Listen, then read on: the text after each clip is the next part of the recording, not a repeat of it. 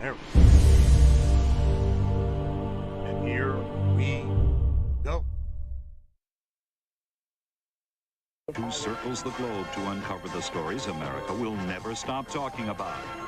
She grew up only wanting to be a hairdresser, but Tammy Wynette styled herself a dream and took it all the way to Nashville and into the hearts of America.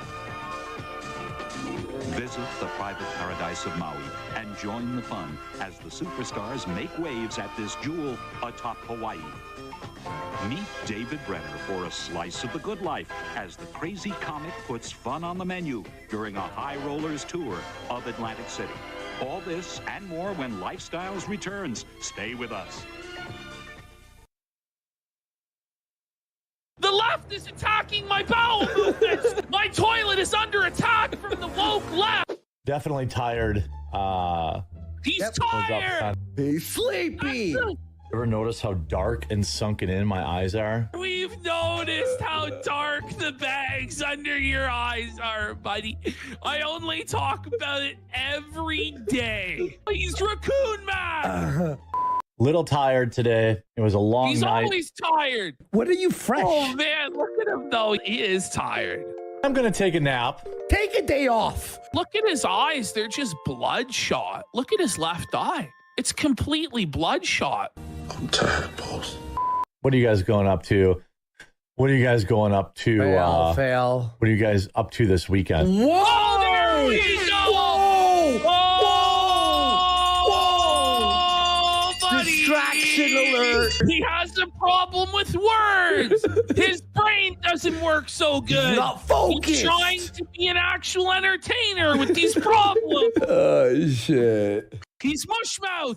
He looks like my UPS delivery guy. Not the first person to say that. Yep. It seems to be a universal recognition that he looks like a fucking UPS driver.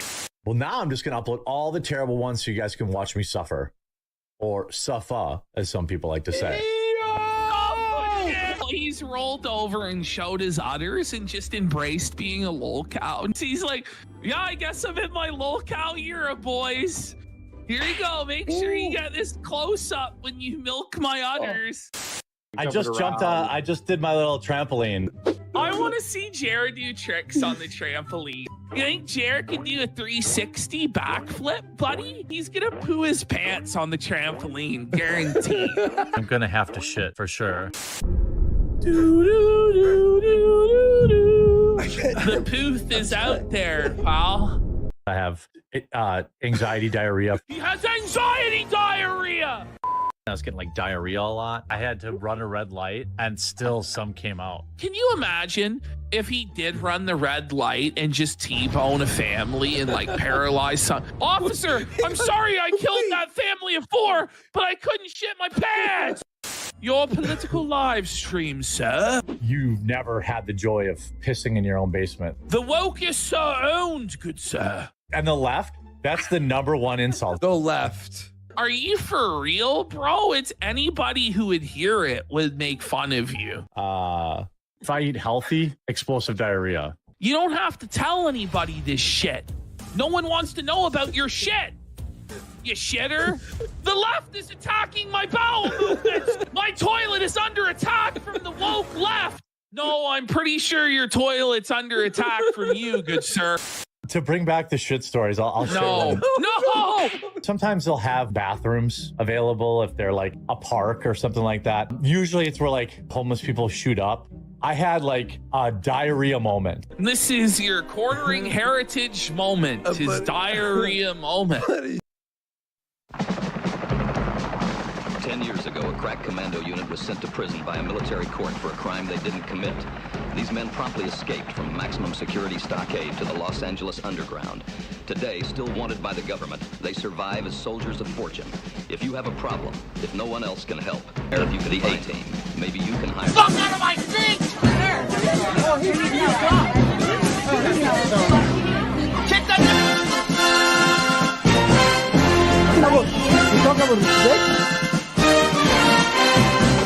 They chipping out. It is my nigga.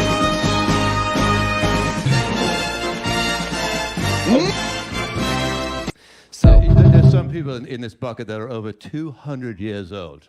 So we'll get to the bottom of that, though. He's exactly right. Yeah, and it right. is a Yeah. disgusting disgrace what this show has become. There's 200-year-old men in that bucket, and Elon's going to sniff them out like a That's retarded truffle pig. Right. Yeah.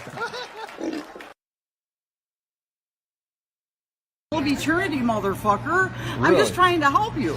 I'm sorry, but I don't need your help. Yes, you do, motherfucker. You do need my help, sir. Can't you see that, you son of a bitch? Could you please just let me check out my groceries? Fuck you, I'm trying to help you, motherfucker. Wow, this is... You gotta ask Jesus Christ. I We're all don't have sinners. to do anything. We're all sinners. Okay. He's not gonna force you to do it. You're sinning right now. No, I'm not, motherfucker. You fucking accuser. Get the fuck out of here, you fucking accuser. You motherfucking accuser.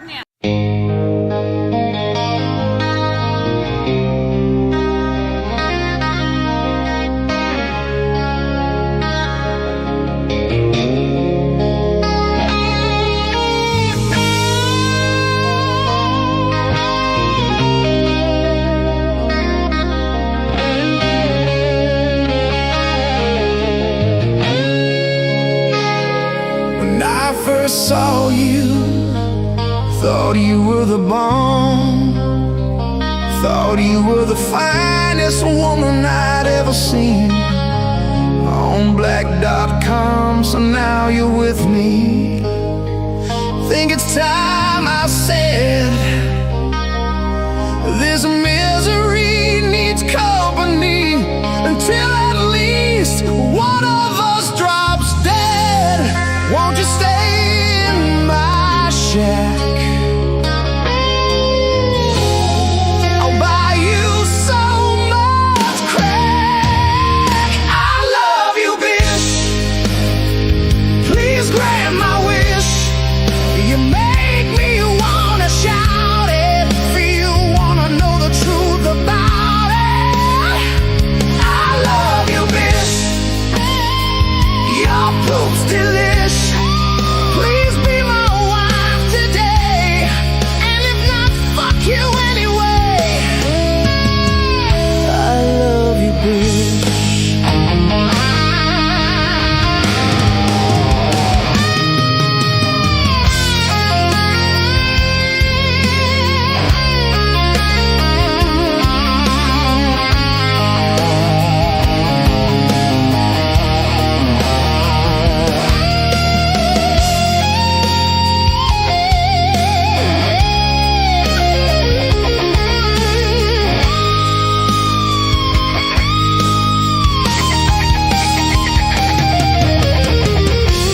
Won't you stay with me? Think how high we could be.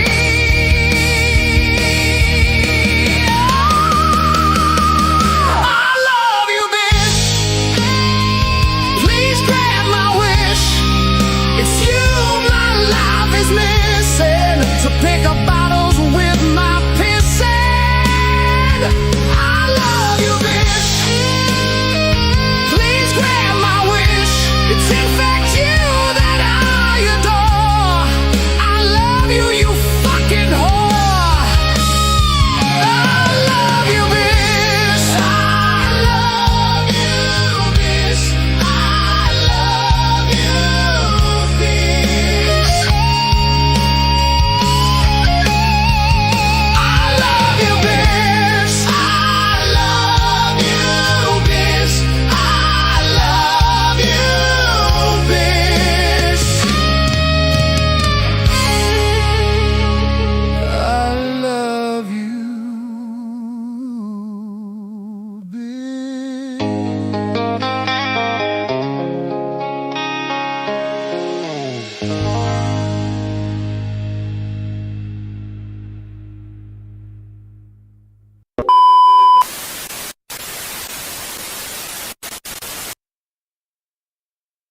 All right. Hello, everyone, and welcome to the Relief Valve podcast. This is the Sunday shitbag roundup. I I hope you enjoyed the intro. I've been working on that for a while, stringing all that together. And a lot of it, if you're not familiar with it, is content creators that are going back and forth at each other. There's some of the quartering in there. He's someone that's in my sphere, and he does news, politics, entertainment, and stuff. And the guy is a grifter scumbag taking money from the people. And that last video is just AI, one of my personal favorites. Ethan Ralph, for anyone that may or may not be familiar with him, the Ralpha male and Scarlett Hampton, who he's been hanging out with. That's a whole nother backstory, and you can look into that if you have the interest for it. But hello, everyone. Welcome to the show. I hope you guys like the new background. I've been working on putting a lot together here. We're on X, YouTube, Rumble, and on Kick. And I've recently set up here. I hate the grift, but everyone does it. So I am spending money out of pocket to do this show. It's the software, it's the equipment, it's the AI thumbnails and everything that I'm able to make as well. So it doesn't look like shit when you find the show online. So I've signed up for buymeacoffee.com. If you like the show and you want to donate, it's buymeacoffee.com/Relief Valve Podcast. Or if you want a little more convenience, you can hit that little that QR code right there. If you scan that with your phone's camera, it will take you directly to the page, and you can donate to the show. I really appreciate it if you enjoy the show. Again, nothing drives me crazier than grifters like Darkside Phil, the Quartering, and others who their entire show is just a fucking begging session. But unfortunately, you get to a point as you grow with all of this where you have to make a little bit of an ask. So I'm doing that here. I'm not going to inundate you with it the way those other scumbags do, but there's my ask, and I appreciate it. Sunday shitbag roundup most Sundays at 9 p.m. And let's get into the show. All right, so the Sunday shitbag roundup is to not only highlight shitbags from the entire week or hell, even the month, but it's also to catch us up with everything that's been going on. So some of the things I want to get into here, we're going to be getting into the quartering as well, plus recent news going on. I've been falling behind on the news while I'm A-logging and I'm getting involved in what's going on with some of these other content creators. But here's an interesting one here. So Hassan Piker has now been targeted by the Trump administration, I guess, for his little trip to Cuba that he took for humanitarian aid. So Hassan Piker addressed a reported Treasury investigation on his live stream, and even he admits the news is not great. I'm not going to lie to you guys, he says. It's not great. The news is not great, okay? I mean, it's bullshit, but still not great that they're after your boy, he says. I'm going to play the video for you here. They're up my ass. He then joked with viewers chanting, "Free me," responding, "Free me, free me. I can't believe I'm saying that." For all the bravado, Hassan clearly understands this is serious. Let's check this out. And I'm not going to lie to you guys. It's not great. The news is not great. Okay. I mean, it's bullshit, but still not great that, they're after your boy. They're up my ass. And I'll obviously get into it right now. I'll tell you all about it, but let me blast off real quick. We will free you, brother. Yeah, free me. Free me. Free me. I can't believe I'm saying that. So this guy is an anti-American communist piece of shit. He's got a fair-sized following for being a communist piece of garbage. He lives in a large home. He has multiple cars. He has a lot of money, but he talks to everybody about the joys of communism and how that's the way we should live, and that's the way the American public should live as well. The guy's a hypocrite. He's a scumbag. He has had terrorists call into him on his show Yemeni Houthi terrorists, and he's told them about you're doing such a great job. I admire you. You know, they're landing helicopters on cargo container ships, and then they're taking them over and taking the crew hostage. And he literally had those people call into his show. He's absolute scum and trash, but there's people that follow him. But I was curious about how we got here. So he's gone to China, and that didn't go the way he wanted because they almost confiscated his phone and gave him a hard time while he was over there. But he's this fake communist supporter while living a better life than any of you that are watching. And then most recently, he went to Cuba with some code red whore and her group of losers, and it was to bring humanitarian aid to Cuba. Well, if Cuba is such a wonderful communist just place, you shouldn't have to bring supplies to them. They should literally just be bathing in all of the wonderfulness of communism. But apparently they need the help, so Mr. Commie went there. Now I asked Grok to just run me through the charges of what he is being brought up with. So, as of May 24th, 2026, he has received an administrative subpoena described as a request for information from the U.S. Treasury Department's Office of Foreign Assets Control, OFAC. This is part of a federal investigation into whether he and other U.S. activists may have violated Cuba sanction laws during a humanitarian aid trip, because we have an embargo on Cuba. The subpoena relates to his participation in the Nostra Americana convoy in March 2026. The convoy delivered humanitarian aid, such as medicine, to Cuba and involved around 650 participants from multiple countries. Again, if it's such a communist, just beautiful place, why did you have to bring humanitarian aid to Cuba? It's like going to Palestine. I mean, we understand. I don't give a shit about Palestine, but you understand bringing humanitarian aid to Palestine. Why do you have to bring it to Cuba if it's such a utopia, communist utopia? That's odd, isn't it? Investigators are examining potential issues like financing, coordination of the trip, delivery of goods to Cuban entities, stays at restricted military-linked hotels, or contacts with Cuban government officials. So this is the thing I'm looking at the most is, did he have contact while they were there? So if you just go there and you bring food and water, maybe you violated an embargo, but other than that, it's not really a big deal. But if you were meeting with government officials and military-linked officials at military-linked hotels that they meet people in, maybe he has some other concerns. Maybe you're passing them information about America. Maybe you're willing to bring things back to America that you're not supposed to. Maybe you're willing to be a link, supply chain that you shouldn't be because that's illegal, and you're not only a traitor to the country you live in, but you're violating an embargo as well. So Code Pink co-founder Medea Benjamin, another dumb whore, leftist whore, Susan Benjamin, received a similar subpoena. The probe covers up to 40 U.S. citizens involved in the convoy and is tied to broader scrutiny of Cuba sanctions enforcement. This is not an arrest, indictment, or formal charge. It's an investigation tool to gather information.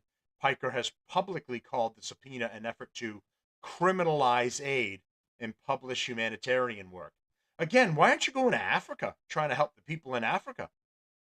Why are you going to a communist shithole, which is supposed to be doing fine? If communism is so amazing, what do they need your aid for? In May 2025, he was detained and questioned for hours by Customs and Border Protection, CBP, at Chicago O'Hare Airport upon returning from France. Agents asked about his political views, Trump, Israel, Hamas, etc. He was released with no charges of further action. There have been past rumors, parody posts, or calls for his arrest over controversial statements or old incidents, plus civil disputes, lawsuits, threats, defamation related from figures like Billy Mitchell, but none have resulted in criminal charges. No other active criminal charges appear in current reporting. The subpoena is only the ongoing federal action right now. And honestly, I hope it turns into something more. This guy's a fucking piece of shit, anti-American scumbag who is promoting a shit life living under communism while he benefits from capitalism. I mean, it's just the utmost of hypocrisy. Like, be real, be about it. Go live in a tent under a bridge and live off the land and talk about how you don't need capitalism. Don't live in your little mansion and live the best life with 5 cars and then tell everybody you should be good little communists and live that way. Absolute fucking scumbag. I hope he goes to jail. Okay. Moving on to the quartering here. Speaking of shill grifter fucking scumbags. So to recap everybody here briefly, the quartering is someone just like Hassan Piker that is kind of in my atmosphere. They talk about news, politics, geopolitics, things that are going on in the world, and branching off to other things too if they feel like it. But the most recent thing that's been happening here is the guys from the Kino Casino. You've seen some of that intro keys and the songs in the Kia CWC. He makes some of this stuff for those guys, and I've been trying to do my little part to work with them and help them as well. I started a clips page with them as well, and trying to do work with them because they got kicked off. They got kicked off YouTube, and they got screwed. Bear with me. I'm going to put this stuff back up here. Okay. So their clips page and their editor that runs that clips page, because YouTube had kind of banned those guys. They're kind of back and forth with being allowed on YouTube or having their page kicked off and what have you. So they reached out to people and they were asking, hey, anyone that wants to start a clips page for us and shove it up YouTube's ass and the quartering's ass, do it. So about between 40 and 50 people kind of answered that call, and I was one of them as well. Their editor Flake is in Ireland, and I reached out to him on X and said I have a second page that a second YouTube page that I was trying to figure out if I wanted to do something with, and I never really used it for anything. I said I'm happy to start a clips page for you, and I started that up. I will bring that up and show you guys. But in the meantime, so he got their page shut down, and he started a flagging thing. It's turned into a mess online of people's pages getting taken out because of what the quartering has started. Now the quartering is just this really this long-term grifter that and I've done a brief show on this to show his history, starting from the very beginning where he was showing boomers how to take care of their fix issues with their computers, then doing RC cars and boats, and then he went on and did Magic the Gathering and Pokemon cards and stupid shit like that, and all of his problems through that. June the King did a 3-hour documentary on him, and you can go look that up online, that goes through his entire history point by point. And then eventually he started the quartering. So I'm just going to show this here briefly. This is the relief valve clips. I just started this a very short time ago for the guys. There's Worski and PPP, and getting their clips and from their content and putting it up on this page. So in addition to my show, please go check out the clips page as well, and obviously check out the guys, the Kino Casino. They are on Kick. So this is some of the uploads I've got, and then I'm uploading more as time goes on. So that's just the clip page I've dedicated entirely to them to support the Kino Casino. Okay, so the the quartering has just been this grifter that has taking money from the people. His shtick alternates between a lot of things. It's he's broke and he needs your support and he needs your money. Then he's rich and he's flaunting it and putting it in everybody's faces. And then he has his bullshit coffee company, which has been exposed as, and we're going to get into a little bit of that, but has been exposed as really nothing. He's he has shit on other content creators who have coffee that they offer to their viewers of their own, and that's drop ship coffee because they don't own their own factory and they're not there grinding their own coffee with their own staff. They're not that big. They're making a deal with a coffee distributor, and then that distributor is offering them their own brand with their own picture and name and all of the information on it, and then you offer it to all your viewers. Well, he has tried to claim that he had his own factory, his own coffee. He's there in a lab coat and goggles, and he's fucking stirring a pot, and he's pouring ingredients, and he's trying to figure it all out. And the thing has been absolute bullshit. Now, Luther Morgan has been doing awesome work on this, and he's exposed him. I'm going to show you some of that. The Kino Casino guys talking about it. But real quick here is one of the interesting things. These content creators out there like to joke about, oh, yeah, I got my $7,000 for Israel, for shilling for Israel. And, yeah, this is great, and yada, yada. And Quartering's been one of them. Now, he is literally shilling for Israel. What he is crashing and burning. He is running out of money. His coffee company has been exposed as bullshit. And, like, the walls are closing in. The internet is just coming at him. He's left in the fortress at Rumble, and he is about to just be accosted by all sides. But now, this is his advertisement for an Israeli company. Here it is. Kino Casino reacting to the Quartering, doing an ad read for Israel. I'm not making this shit up. I'm not making this up. Wise money He is now promoting for $20. Wise money Israel. Is it worth it? Like, this is just listen to what this ad read is for. It is actually the first time that unironically it is actually just as Jewish as that sound effect, if not more so. So this is where, if you want to invest your money in Israel because they're our greatest ally, you can make sure that all of your investments are based in the nation of Israel. It is based, no? And it's like this, you're doing this for $20, and you know right well you're alienating a solid 30% of the audience, at least, on the right wing. Okay, here we go. Wait, Ash. Okay, so I had a theory on the last show that he doesn't know what thing he's promoting until he hits the button, right? So my theory is they go sponsor time, you click it, and then it pops up, and then you read it, right? Look at his reaction here. He did not know it would be this. Watch. I'd assume that's true. Watch. He looks at that, he's like, am I really doing this? He smiles. He's like, oh, am I really about to shill for Israel? His wise money. By the way, it's not just a surprise.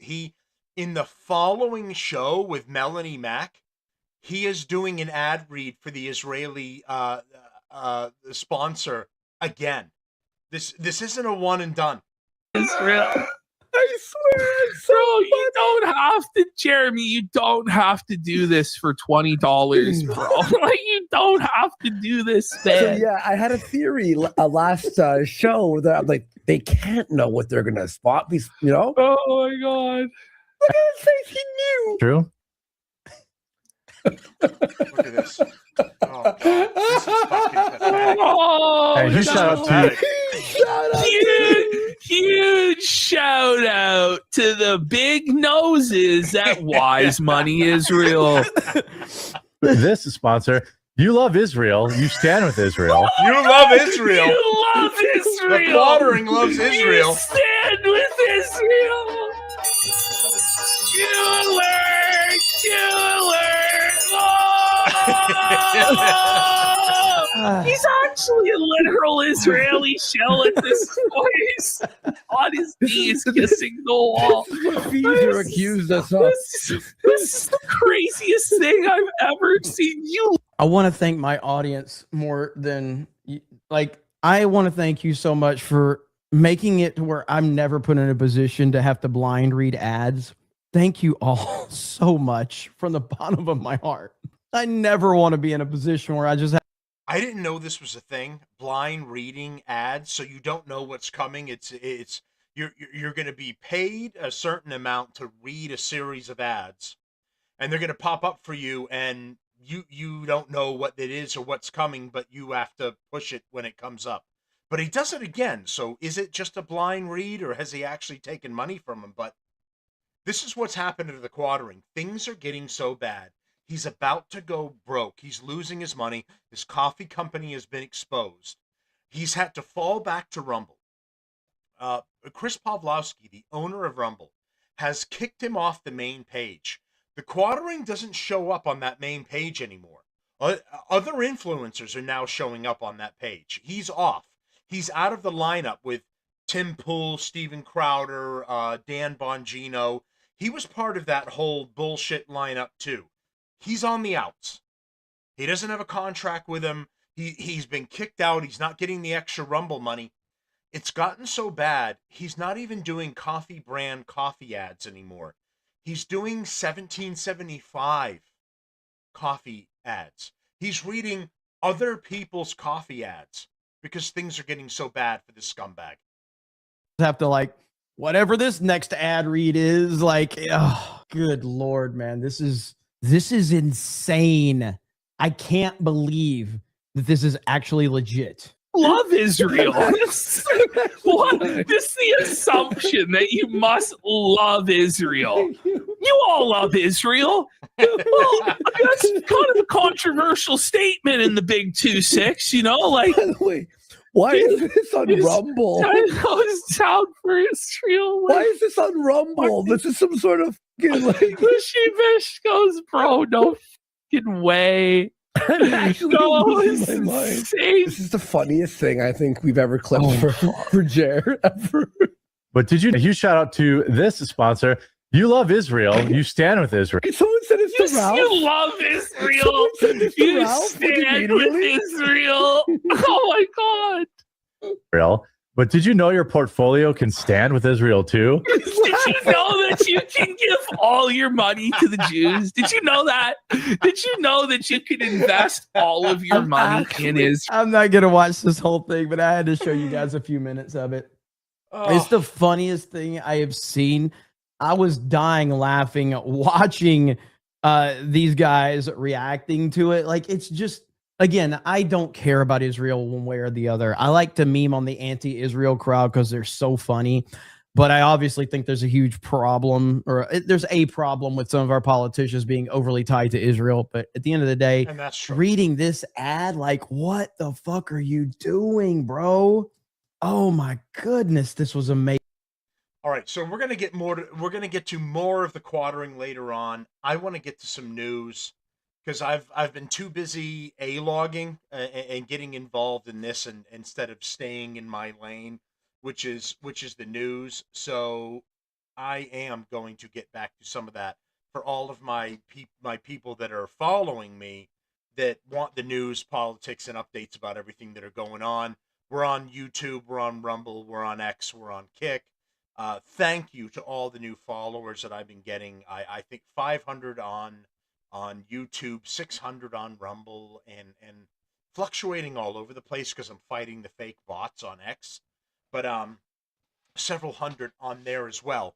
So getting to the news, and this was interesting here. Tulsi Gabbard stepping down from her post. Now, she says here in the statement, I am deeply grateful for the trust President Trump placed in me and for the opportunity to lead the ODNI Gov for the last year and a half. Unfortunately, I must submit my resignation effective June 30th, 2026. My husband, Abraham, has recently been diagnosed with an extremely rare form of bone cancer. He faces major challenges in the coming weeks and months. At this time, I must step away from public service to be by his side and fully support him through this battle. So this was her submission. She is essentially saying that in this. The timing is interesting with everything that's going on with the Trump administration. It's the Iran war is not going well, or the Iran conflict, whatever you're comfortable with. It has driven our gas prices up to $4.50 a gallon. Americans are upset. We don't appear to be accomplishing what we need to in Iran, and it's affecting things here on the home front and around the world. It is raising global gas prices.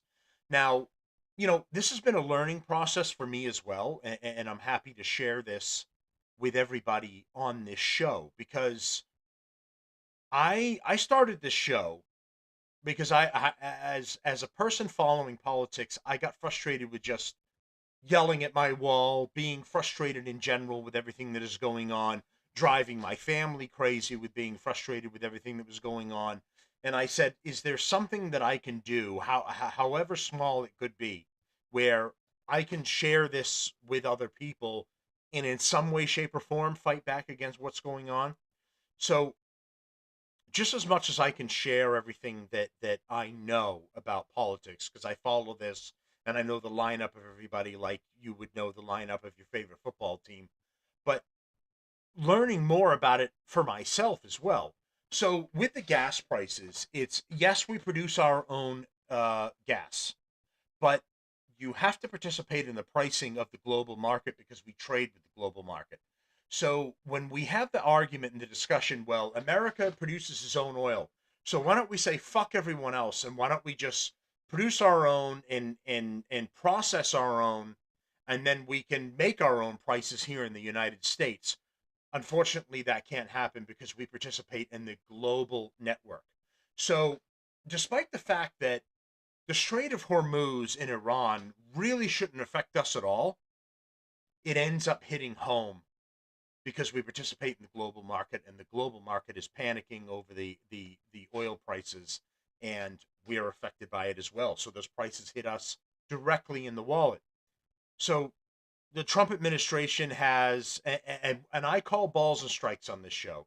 I'm not going to blindly toe the company line and just say, hey, listen, guys, it's just an inconvenience right now having to pay ridiculous prices for gas. It's all for the greater good. We're going to defeat the evil bad guy. No. This has gone sideways. It hasn't been planned right.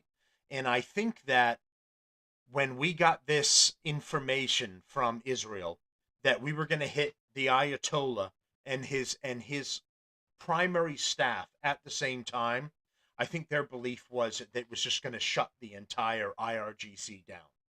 And that didn't happen. So it turned into a drawn out war, which is now affecting all of us. So now you have officials that are stepping down and things happening in the background. So Tulsi Gabbard resigns as director of national intelligence, citing her husband's health. I'm not saying that that's not the case. I'm not saying that her husband doesn't have cancer. I'm saying I think there's multiple factors in this.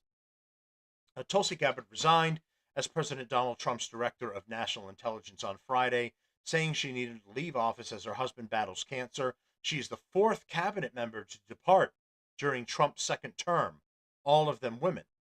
In her resignation letter, which she posted on social media, Gabbard said she told Trump she would leave her job overseeing the coordination of 18 intelligence agencies on June 30th. She said her husband had recently been diagnosed with a rare form of bone cancer and faces major challenges in the coming weeks and months. At this time, I must step away from public service to be by his side and fully support him through this battle, she wrote in the letter, which was reported earlier by Fox News. Trump, in his own social media post, said Tulsi has done an incredible job and we will miss her. He said her principal deputy, Aaron Lucas, will serve as acting director of national intelligence until he ends up putting somebody else in charge. I haven't heard a name been thrown around yet. While Gabbard says her departure is for personal reasons, the juxtaposition between her long-held anti-interventionism stance and Trump's series of overseas military operations had seemed to put them on a collision course. There have been rumblings that Gabbard would split with Trump after the president's decision to strike Iran, which caused some division with his administration. Joe Kent, director of the National Counterterrorism Center, announced his resignation in March and said he cannot in good conscience back the war. That was another shitbag that left. I'm not saying she's one, but Joe Kent was. Joe Kent was leaking information to Candace Owens. I mean, she came out and admitted this, that she was getting information from Joe Kent. Now, she tried to claim that she didn't get sensitive information. It was just some other stuff. But this shitbag was leaking stuff to Candace Owens. How much of a fucking piece of shit do you have to leak sensitive information to a fucking lying bitch like her? So that was another shitbag that left. Gabbard, a veteran and former Democratic congresswoman from Hawaii, built her political name on her opposition to foreign wars. This put her in an awkward position when the U.S. joined Israel in launching attacks on Iran on February 28th. So I believe this is part of it as well. People are leaving because they don't like the direction in which the White House is going, but also there was a raid, an alleged raid on her office. I'm going to get to that. The Strait of Hormuz, a waterway. So during a congressional hearing in March, her measured comments were notable for their careful non-endorsement of the Iran war. She repeatedly dodged questions about whether the White House had been warned of potential fallout from the conflict, including Iran's effective closure of the Strait of Hormuz, a waterway crucial for global oil shipments. In the Trump administration's and the military branches planning of this, they never planned for the fallout of not controlling the Strait of Hormuz. That has been clear up to this point. And this is what's affecting all of us right now and what you're seeing at the gas pump when you go. Gabbard said in written remarks to the Senate Intelligence Committee that there had been no effort by Iran to rebuild its nuclear capability after U.S. attacks last year obliterated, allegedly, its nuclear program. If it did, why are we back there again?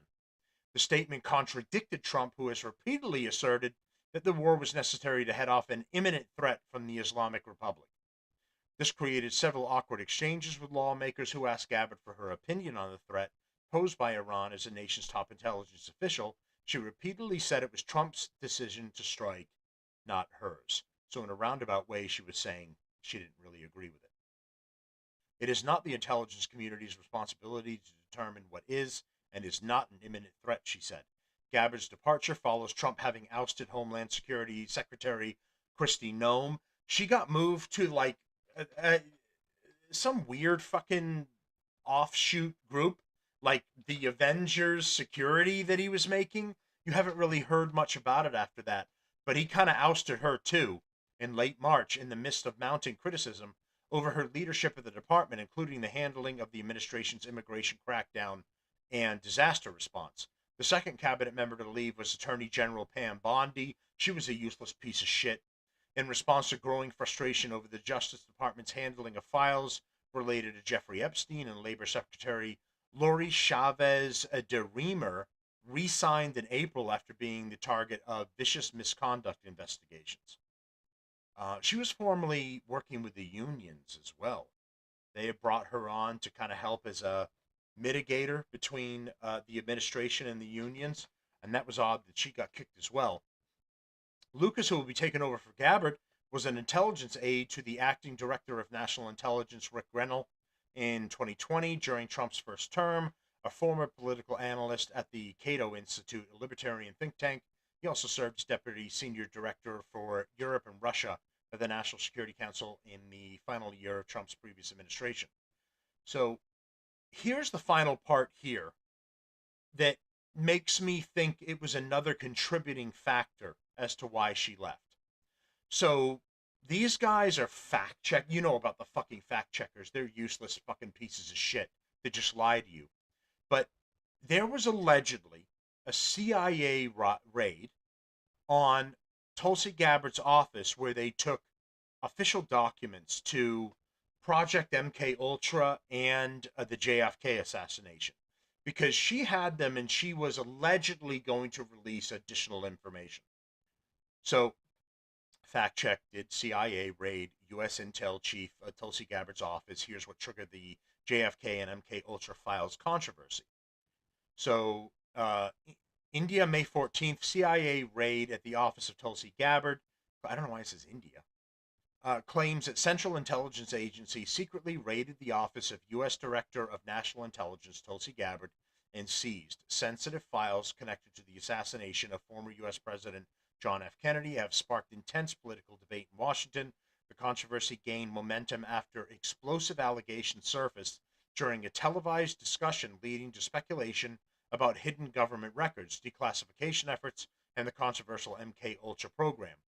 However, officials from Gabbard's office later publicly denied that such a raid took place. Now, they're going to, if you're under a lot of scrutiny, they're going to say, don't talk about this or we're going to fuck your life up. Oh, okay. What are the claims about the CIA raid at the office of Tulsi Gabbard? The controversy started after a discussion aired on Fox News claimed that CIA agents removed multiple boxes of classified files from Tulsi Gabbard's office. During the segment, a speaker alleged Tulsi Gabbard's office agents hauled out dozens of boxes files on the JFK assassination and MK Ultra, the CIA mind control operation, which she was in the process of declassifying.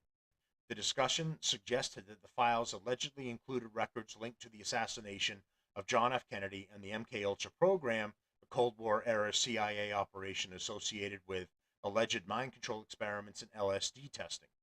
The segment also referenced claims reportedly made by whistleblower James Eerdman III during a Senate Homeland Security Committee hearing. According to the discussion, the documents were allegedly being prepared for public release before the CIA intervened. Fact check. Did the CIA actually raid Tulsi Gabbard's office? No official evidence currently supports a claim that the CIA raided Tulsi Gabbard's office. The Office of the Director of National Intelligence quickly denied the allegations after they began circulating online and across political media platforms. Of course they're going to say this. They're going to come out and say, look, guys, we raided the office, but just don't ask any more questions. We just did it because we needed stuff. We wanted the pens and the printers. Like, of course they're not going to fucking say anything. And then she steps down right after this happened, for the reasons of her husband's dealing with bone cancer.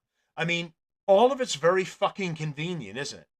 I mean, two things could be true at once. Her husband is fighting bone cancer. Also, this.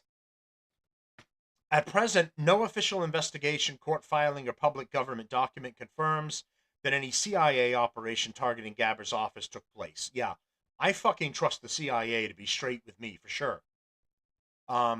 MK Ultra, which does exist, I've actually gone into the CIA files and I've talked about this, and I want to bring that back for the show, as to do it for another day, not for the shitbag roundup, but maybe for like a Saturday or a Friday, something else. MK Ultra was real.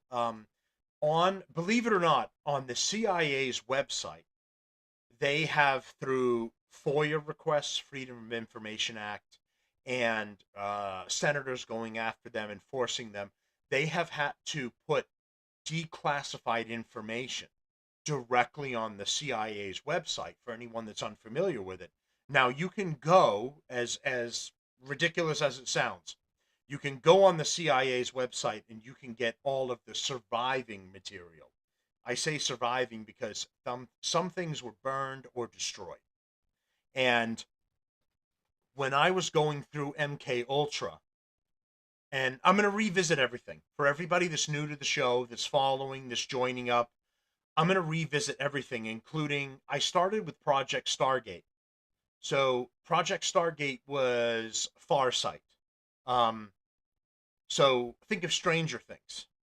When 11 and the abilities that she had, part of that was actually real. The CIA was investigating that. So 11 was Project Stargate. So their original intention, they broke off to the sci-fi things. She found another world and monsters and stuff. But the original part of it was to take a gifted human being that could sit in a room and or a deprivation tank.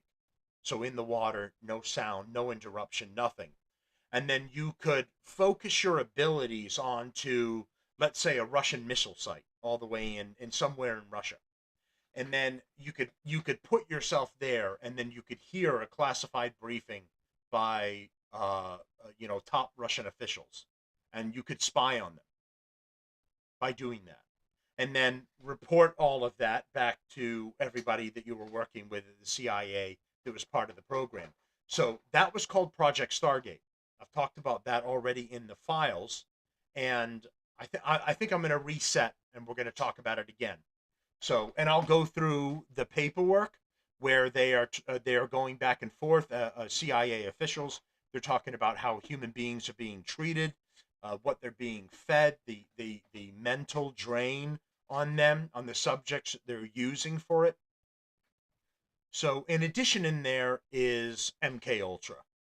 A lot at the time of Project MK Ultra was burned by the CIA director at the time. But for anyone that's unfamiliar with it, I'll read you a little bit of this. So MK Ultra was a secret CIA program launched during the Cold War era. The project became highly controversial after allegations emerged that the intelligence officials conducted experiments involving the drug LSD and psychological testing on both willing and unwilling participants. The program later became the subject of investigations by the Church Committee in 1975, which examined intelligence activities in the United States. During the Fox News discussion, a speaker claimed 85% of them were destroyed, and that's correct.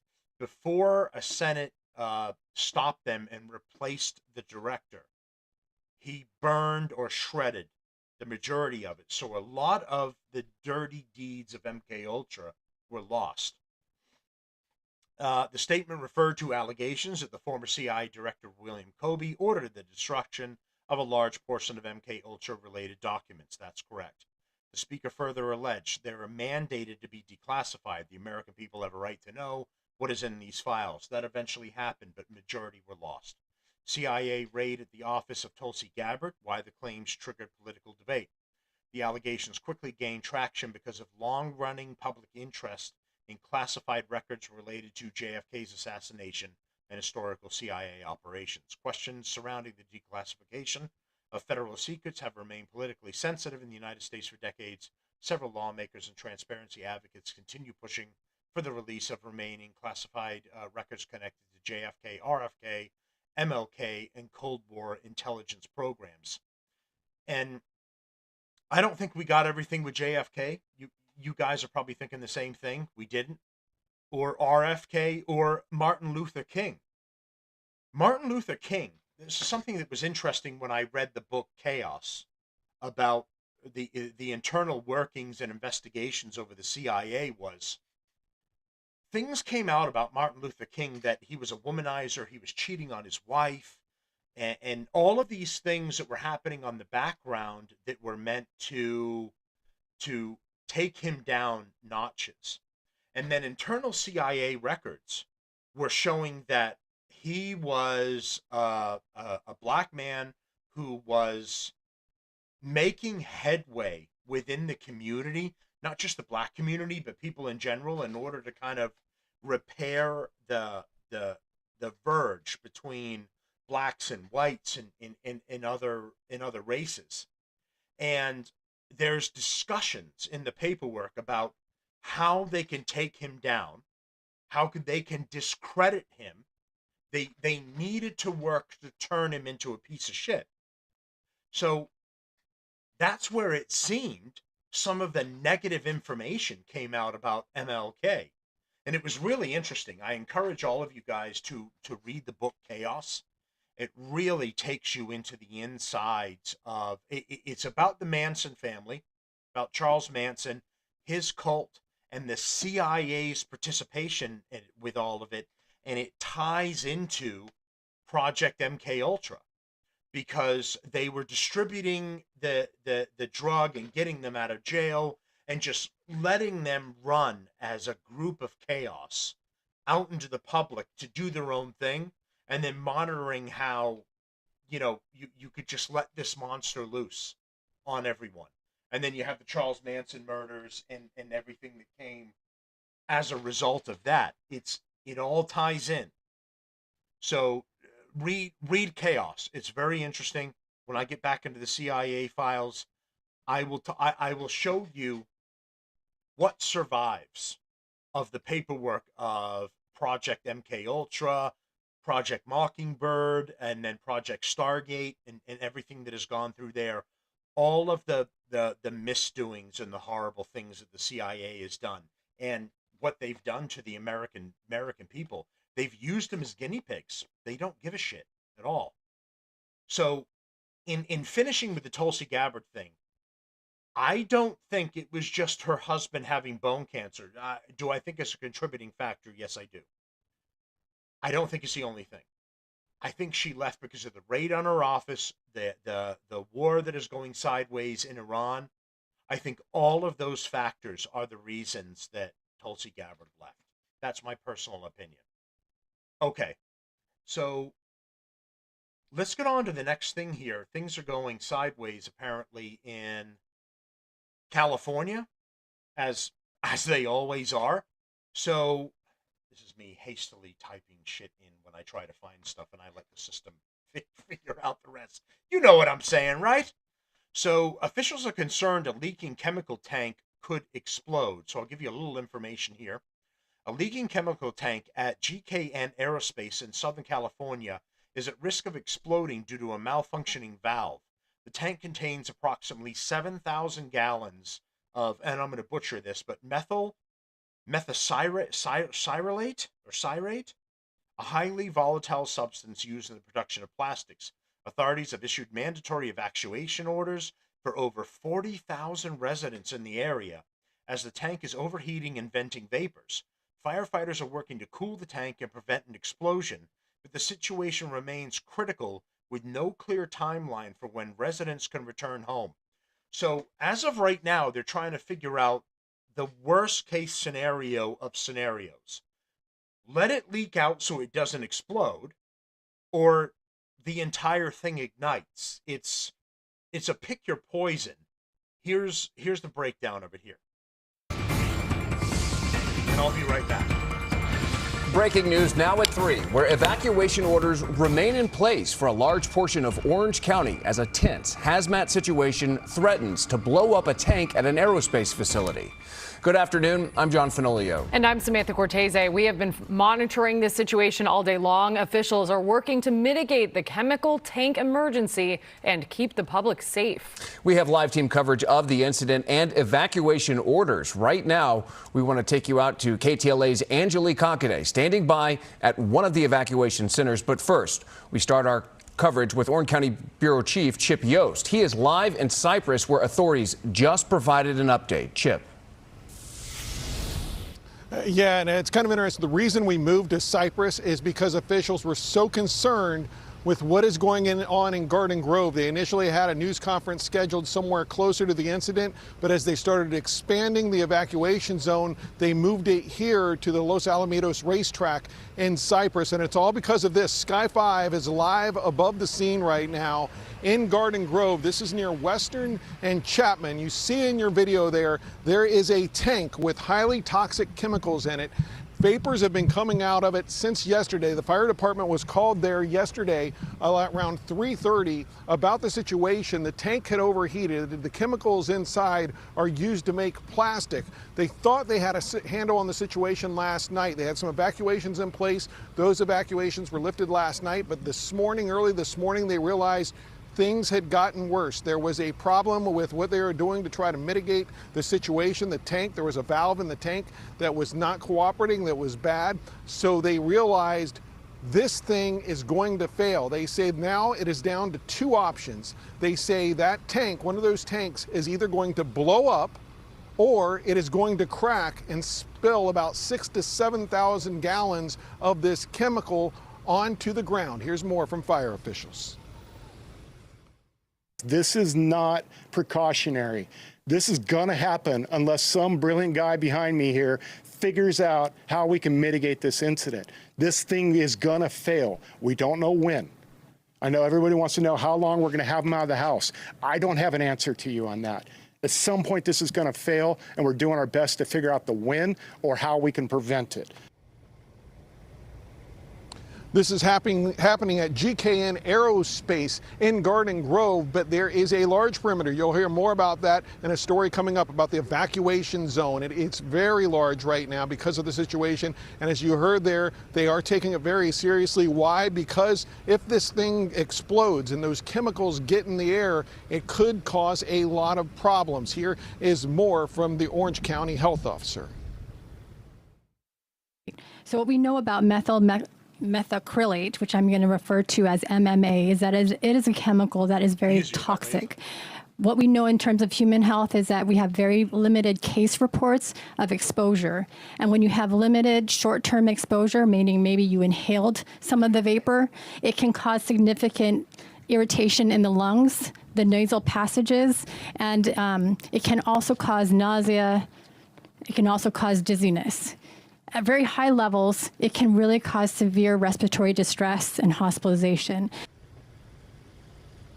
And there's even information on the EPA website that exposure to rats has been shown to cause birth defects. So very serious situation. They want to make sure people listen to them about the evacuation orders, about how serious it is, as you'll hear more about that, where those evacuation orders are in a moment. But this is the command post right now. It's about 2 miles as the bird flies from the situation because they wanted to have it far enough away that they wouldn't be impacted if they had to move again or something like that. So this is how far away the command post is, if that gives you any idea. And also, there are now no longer any firefighters, any first responders in kind of the so-called hot zone. They've moved them all out of there. So on those aerials from Sky 5, you see water going on that, they're doing that remotely. For now, reporting here in Cyprus, I'm Chip Yost, KTLA 5 News. All right, Chip, thank you.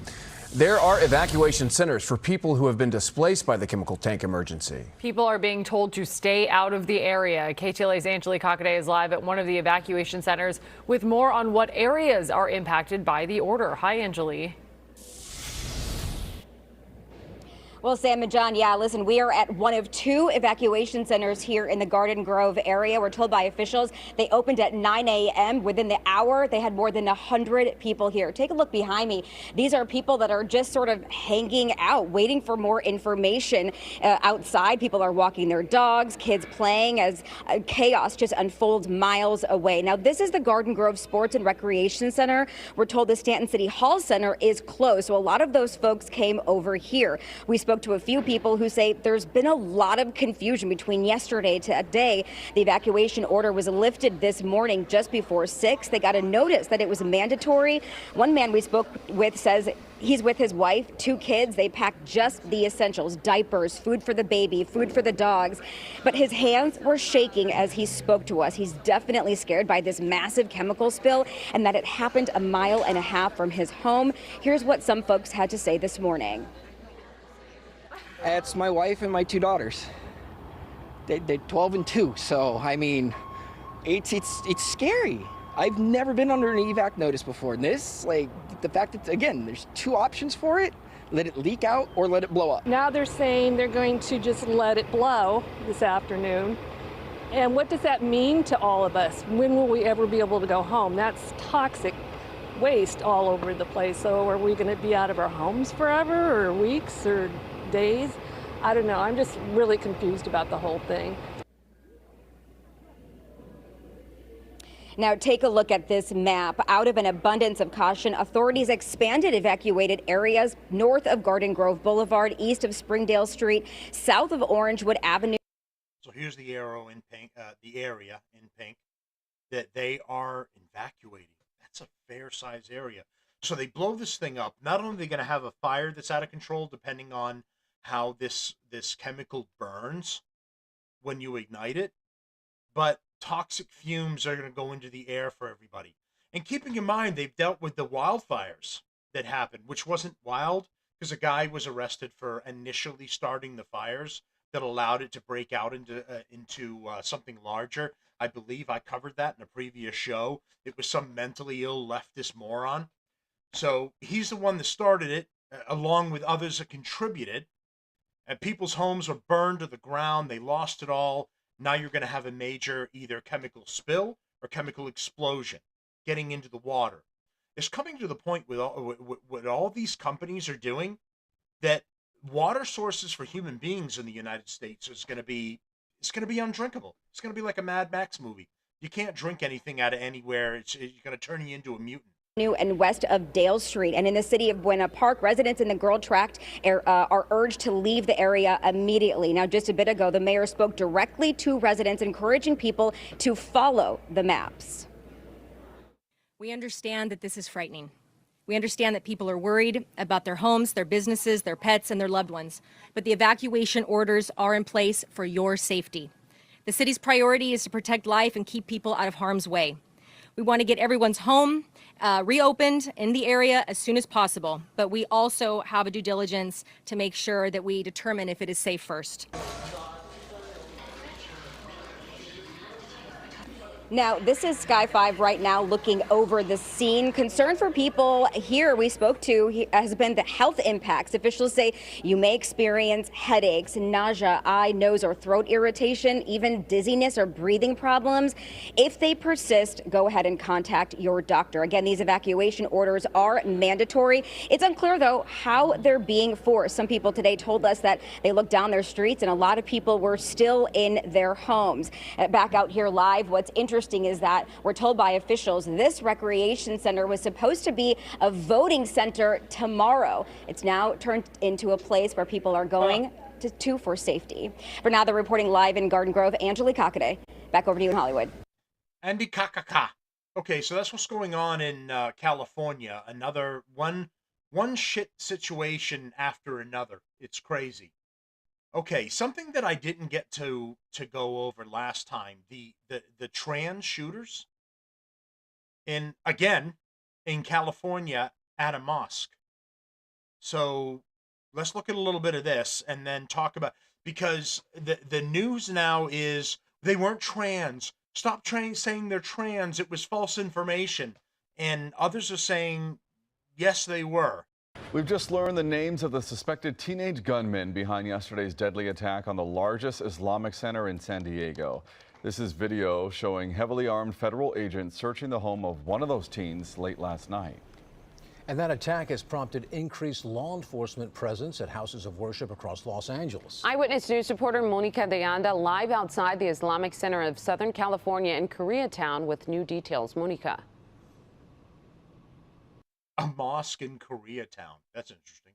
Rachel, John, Tony, good morning. We'll get to how LAPD is increasing patrols here at our local houses of worship in just a second, but I want to start with this new information we are just learning. Authorities have told ABC News that they are investigating two teenagers, Kane Clark and Caleb Vasquez, as the suspected attackers in a shooting at an Islamic center in San Diego Monday.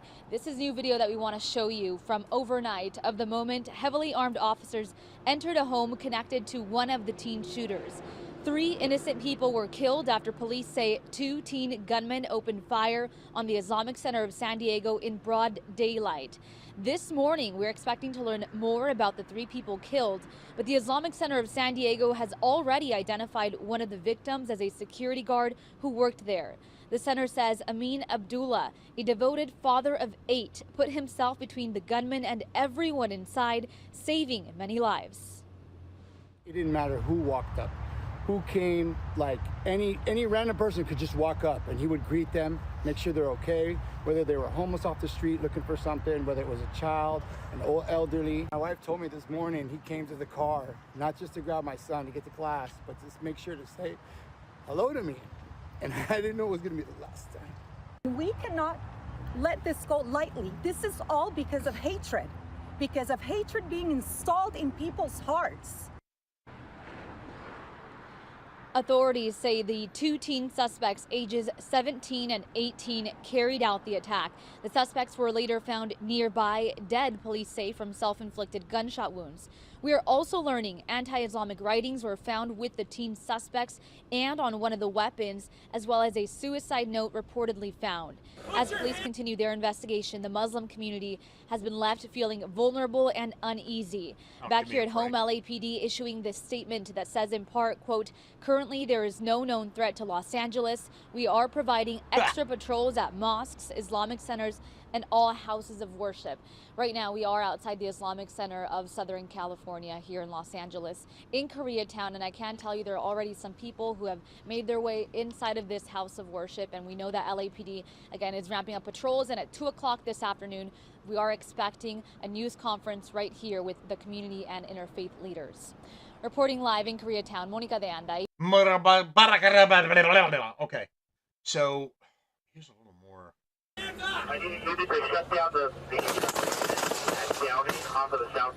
LAPD has released video of a deadly shooting at the end of a pursuit in East LA. This happened last month.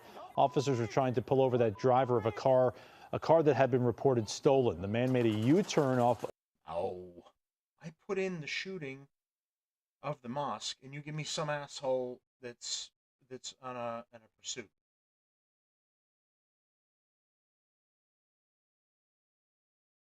Of the Islamic Center. Okay. I think this is what I wanted. Let me bring this up here.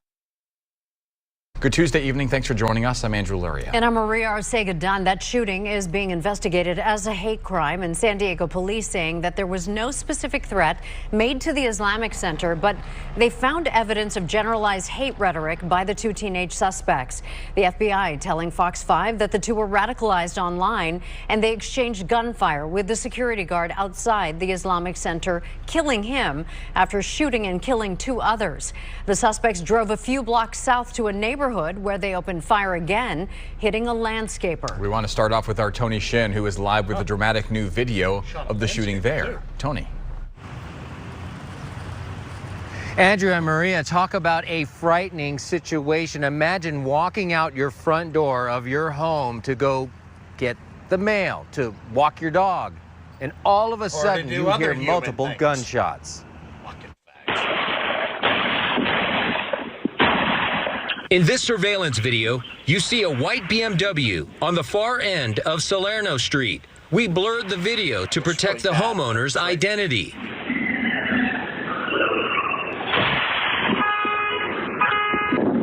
Two teenagers are inside of the vehicle, firing at least 7 gunshots as they drive down the road. And this dashcam video shows us a closer look at the shooting. Bullets shattering the driver's side window. Right when I got about here, heard a loud bang. It sounded like a gunshot, but when I looked left, the second gunshot shattered the windshield. Look closely in the distance. The video captured Jose scrambling to safety with his child in a stroller after hearing the sudden blast of bullets. And once we got around the Bird of Paradise, saw the car come back across the street, hang a right, and then just stop on Hatton. Inside the BMW, 2 teenagers, armed with multiple weapons, who San Diego police say shot and killed these 3 men at the nearby Islamic Center of San Diego. The FBI searched both of their homes, one in Claremont and the other in Chula Vista. During those searches, we found and seized numerous firearms from 2 of those locations. Police say shot and killed these 3 men at the nearby Islamic Center of San Diego. The FBI searched both of their homes, one in Claremont. Look at that fucking thing. If that doesn't scream white trash right there. Holy shit. Of all the things you could lift, you went with that? That's my truck. Get the hell away from my house. Claremont and the other in Chula Vista. During those searches, we found and seized numerous firearms from 2 of those locations, including numerous pistols, rifles, shotguns. Get my truck on camera. Put it on the news. Yeah, you like that, don't you, boy? Ammunition, tactical gear, as well as electronics. In the vehicle they used, we also identified writings and various ideologies outlining religious and racial beliefs of how the world they envisioned should look. These subjects did not discriminate on who they hated. Investigators say when the 2 suspects opened fire on Salerno Street, they narrowly missed a landscaper who was trimming this tree. Bullet right here. That's where the bullet went through? One of them. There's 2 on the garage, 2 on the fence, and then this one. This homeowner, who didn't want to be identified, says the landscaper was working on her yard when the shooters opened fire. Was laying right here. Again, he took his helmet off. There was blood, but no gunshot wound. So we think maybe like his helmet impact or the glass. We're not sure. He was clearly shooken up. He said that he had said a prayer on his way out of the house that morning, and someone was definitely looking out for him. The BMW used in the shooting rampage was found roughly a block away on Hatton Street. That's where police say both shooters were found dead from self-inflicted gunshot wounds. These guys are firing shots at people. No one else was killed. Yeah, no, it's a miracle. I mean, a bunch of us neighbors were talking all day yesterday and just really blessed. Not everybody's that lucky yesterday, so yeah, it's just scary. Yeah, aside from the people they shot at the mosque. So here is the two individuals. So San Diego mosque shooting suspects identified as 17-year-old Kane Clark and 18-year-old Caleb Vasquez, identified as transgender by their classmates. Now, the news is trying to come out and say this is misinformation. They weren't trans. 3 men dead, including a security guard. Drive-by media will bury the shooters' identities and ideology. See, again, no classmate. This is a community note that was put up. No classmates have publicly claimed the 2 shooters were transgender or in a romantic relationship. When asked for a source, A at Muse said, "I'm the source." The names of the shooters were released, but no public reports confirmed transgender status. So Amuse here is responding. The community note is total bullshit. I did not say I made it up. I didn't even report it first. I was asked to provide another source, aka NYT, WAPO, LA Times, etc. I simply said I was the source of the headline. Their former classmates pointed us to the pictures and told us they were a trans couple. At Grok, which accounts posted the reporting that the San Diego mosque shooters were a transgender couple, confirmed that even false community notes cause a post to be demonetized. So people went on and made a community note that is apparently not accurate. Also, multiple reports cited for statements that the former classmates made the day before I shared my post. For example, Kane Clark, Caleb Vasquez, identified in deadly Islamic Center San Diego shooting. The killed 3 included security guard Amin Abdullah. Investigators said the 2 gunmen opened fire at the mosque on Monday, killing 3 adult men, including security guard Amin Abdullah, before later dying from self-inflicted. So they shot themselves after it was over. Now, I had another piece of information here, and I don't know. Now I don't know if I saved it. This was the gunman at the White House. I was going to go over that as well. We're going to get to that. The gunman killed in the shooting near the White House is identified as a black male named Nasir Best. We're going to get to that. But Tulsi Gabbard's alert. It was a weird that what this couple did, because for being a trans couple, they really had, their ideology was like anti-Jew, anti-Muslim. They were more like almost Nazi in everything that they were saying. It was their following and their manifesto was very odd. And I thought I had saved that into my bookmarks, and perhaps I didn't. And I apologize to everybody about that. That's a shooting at the White House. Hassan being subpoenaed. That was the shooter. The IRA, yeah, we're getting a little off topic here. But an armed group declaring themselves as the new Republican movement have issued a warning to Irish politicians. You have flooded our communities with military-age men. We are patriots. To the people of Newry, Mourne and Down, we, the New Republican movement, have watched their councillors and MLAs over the past 12 months. The level of disrespect shown to the people who put you into power, this cannot be ignored any longer. We are proud men of Ireland. We are patriots. Your policies and decision-making in regards to flooding our communities with undocumented military-aged men is not acceptable. We will not sit back any longer and watch our culture and religion destroyed by the people we put in power. Also, the sexual indoctrination of our children in schools has not went unnoticed either. The New Republican movement will take immediate action against anyone who threatens our ways of life and the safety of our women and children. We have your addresses and known your movements. Every one of you are legitimate targets as of today. The New Republican Movement, the 28th of 11/25. So they say they have the names and addresses of public servants, and they'll come after him. Now, I don't know if this is part of the IRA. For anyone that's unfamiliar with it, the IRA is like Ireland's version of ISIS. They were the Irish Republican Army, and they were a group fighting back against the control of England, because England pretty much controls Ireland and Scotland and the others, and they don't have their own autonomy. They want their own freedom, and they don't have it. So the IRA was one of the groups that was fighting back against England. So years ago, in the 80s, they would have car bombs, attackings in England, and they would go after particular places. And I'm wondering if this is some of the IRA right now, or if it's a new group that's coming back together again. Now, Ireland is having the same issue that we are in the United States. It's immigrants that are coming in. They're forming rape gangs. They are attacking and raping young girls and young children, and even women that are by themselves, and innocent people are being hurt.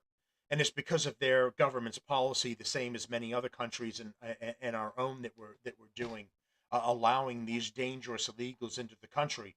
So this is a statement by one of the groups, and I'm wondering if they're part of the IRA. I know we've gotten off track with the trans shooters. I apologize about that.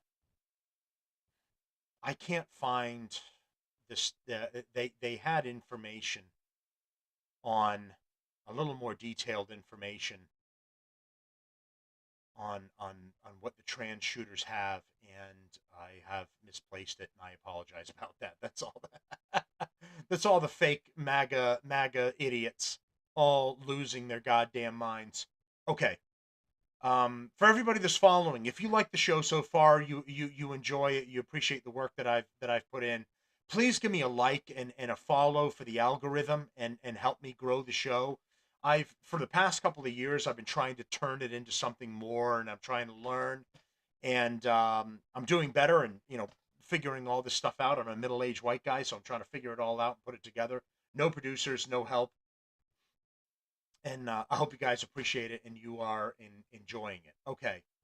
So I apologize for not having their manifesto, but it was a really odd manifesto that the trans shooters had, for being leftist and trans and going after the mosque. It was not typical leftist rhetoric. It was like they were all over the place for everything that they hated. They hated a little bit of everything, like what they said in that news report. That was pretty accurate. Okay. So let's come over here to these fucking retards. You know what? This is why America has a bad rep around the world. So these Americans were visiting Japan. This asshole put on this suit, jumped into the monkey enclosure of. For anyone that's been following him, my girlfriend has been following this monkey. This monkey has a whole following.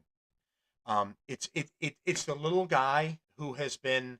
He got kicked out of his group because he was the runt, and the rest of the group wouldn't let him eat and wouldn't let him get his fair share along with everybody else. I'll give you the name in a minute.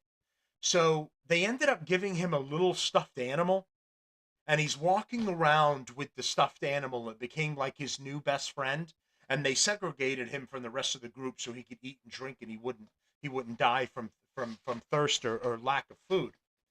And they jumped into the enclosure where this little guy is. I'll catch you up here. 2 American tourists were arrested in Japan after one of them illegally entered the enclosure of Punch. That's the monkey's name, Punch. My girlfriend has been following him. She all of the information on TikTok. She watches that. I'm sure maybe some of you are as well. A viral baby macaw at Ichikawa City Zoo. So the incident overview is on May 17th, 2026 at Ichikawa City Zoo near Tokyo. 24-year-old college student Reed Janai Dason climbed over a fence and entered the enclosure of Punch, a baby Japanese macaw who gained international fame for clinging to a stuffed orangutan after being abandoned by his mother. Dason wore a bright blue suit with a smiling emoji head, and his companion, 27-year-old Neil Jabahi Duan, well, that's some real American names there, filmed the stunt. The monkeys, including Punch, were startled and retreated to a rock formation, but no animals were harmed. Both men were arrested by Ichikawa police on suspense of... It's just fun to say Ichikawa, doesn't it? It just... Do you have an itch? No, I have an Ichikawa. It's worse than an itch. On suspicion of forcible obstruction of business, a charge that can carry up to 3 years in prison and a fine of 500,000 yen, which is probably like $50. Oh, 3,145 in Japan. The suspects initially tried to provide false identities and denied the allegations. Prosecutors were expected to question them further following the arrests. The zoo confirmed that no abnormalities were observed among the animals after the incident. In response, Ichikawa City Zoo announced several security measures: installation of anti-intrusion nets around the enclosure, expansion of restricted viewing areas, and permanent patrols to prevent future incidents. Consideration of banning filming near the enclosure to reduce stress on the animals. This is how people fuck it up for everybody else that wants to go and enjoy something, see the animals, or do something else. These fucking retards. I'm going to show you the video in a minute. Punch became an internet sensation after being abandoned by his mother shortly after birth in July 25. Zookeepers provided him with a plush orangutan toy to help him develop social skills and comfort. Videos and images of Punch hugging and carrying the toy went viral, attracting a surge of visitors to the zoo. The incident highlights the challenges of managing social media-driven tourism and the risk posed by viral fame to the animal welfare. Here's the retards doing it here. Oh my god. Oi, oi, oi, oi.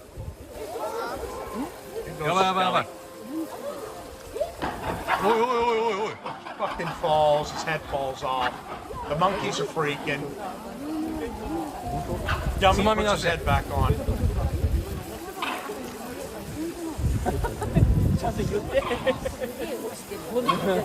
I don't know if he wanted to give him...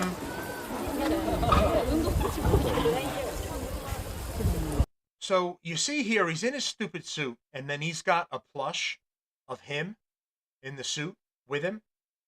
And I can only guess that they wanted to try and give Punch a new toy and to associate the toy with this guy handing it to him. So he's like, oh, big magic guy gave me a little plush, so now I'm going to have that in addition to my other thing. I mean, assuming these idiots were even thinking at all. That's because he's got a plushie toy with him, so he was going to hand it to Punch, I guess.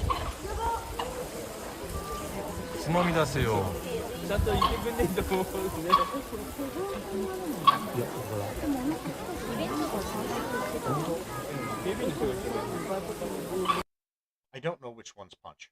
But you know what? This is why, see, there's Punch right there. He's got a little orangutan thing right here, and this retard was trying to do it. This is what gives Americans traveling a bad name, is these fucking retards. They've both been arrested. Fucking leave them there. Leave them to rot. Okay. So, this fucking dumb bitch doing a report at the White House while there's a shooting. So, Phoenix 2A, who I follow him, he follows me. This woman has the survival skills of a camp counselor in an 80s horror movie. Look at the expression on her face when she hears the gunshots. Pure befuddlement. What is that? Sounds like fire. So she hears the, I mean... Today, but this obviously comes just a couple of weeks after a shooting at the White House. Was that as clear to all of you as it was to me in the beginning? Did you not hear multiple gunshots of like one group firing at another group? And she's like, what is that? Huh? Does anyone know what that is? Is that a little sound machine? Is a little these are the reporters that are giving us hard-hitting news. Fucking listen to this.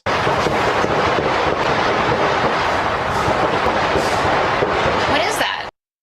What is that? I'm not from hear? What is that? Sounds like fire. The other guy, the producer, goes, it sounds like gunfire.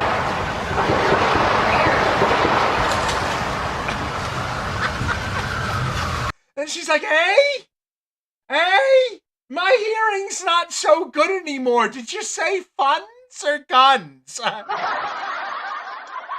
Fucking morons. Yeah, give us more news, you dumb cunts. Okay. So, survival instincts of a dodo bird. By the way, the dodo bird's extinct for anyone that doesn't know. So, Andy No reports here the gunman killed in the shooting near the White House has been identified as a black male named Nasir Best. Now, Nasir is supposed to have, which is pretty evident, mental illness. I was listening to the voices in my head, you know, CNN and MSNBC, all left-wing news. So this is the shooting that most recently took place. White House shooter, 21-year-old Nasir Best, he was well known to security for causing trouble around the White House area previous times. This was his last rodeo.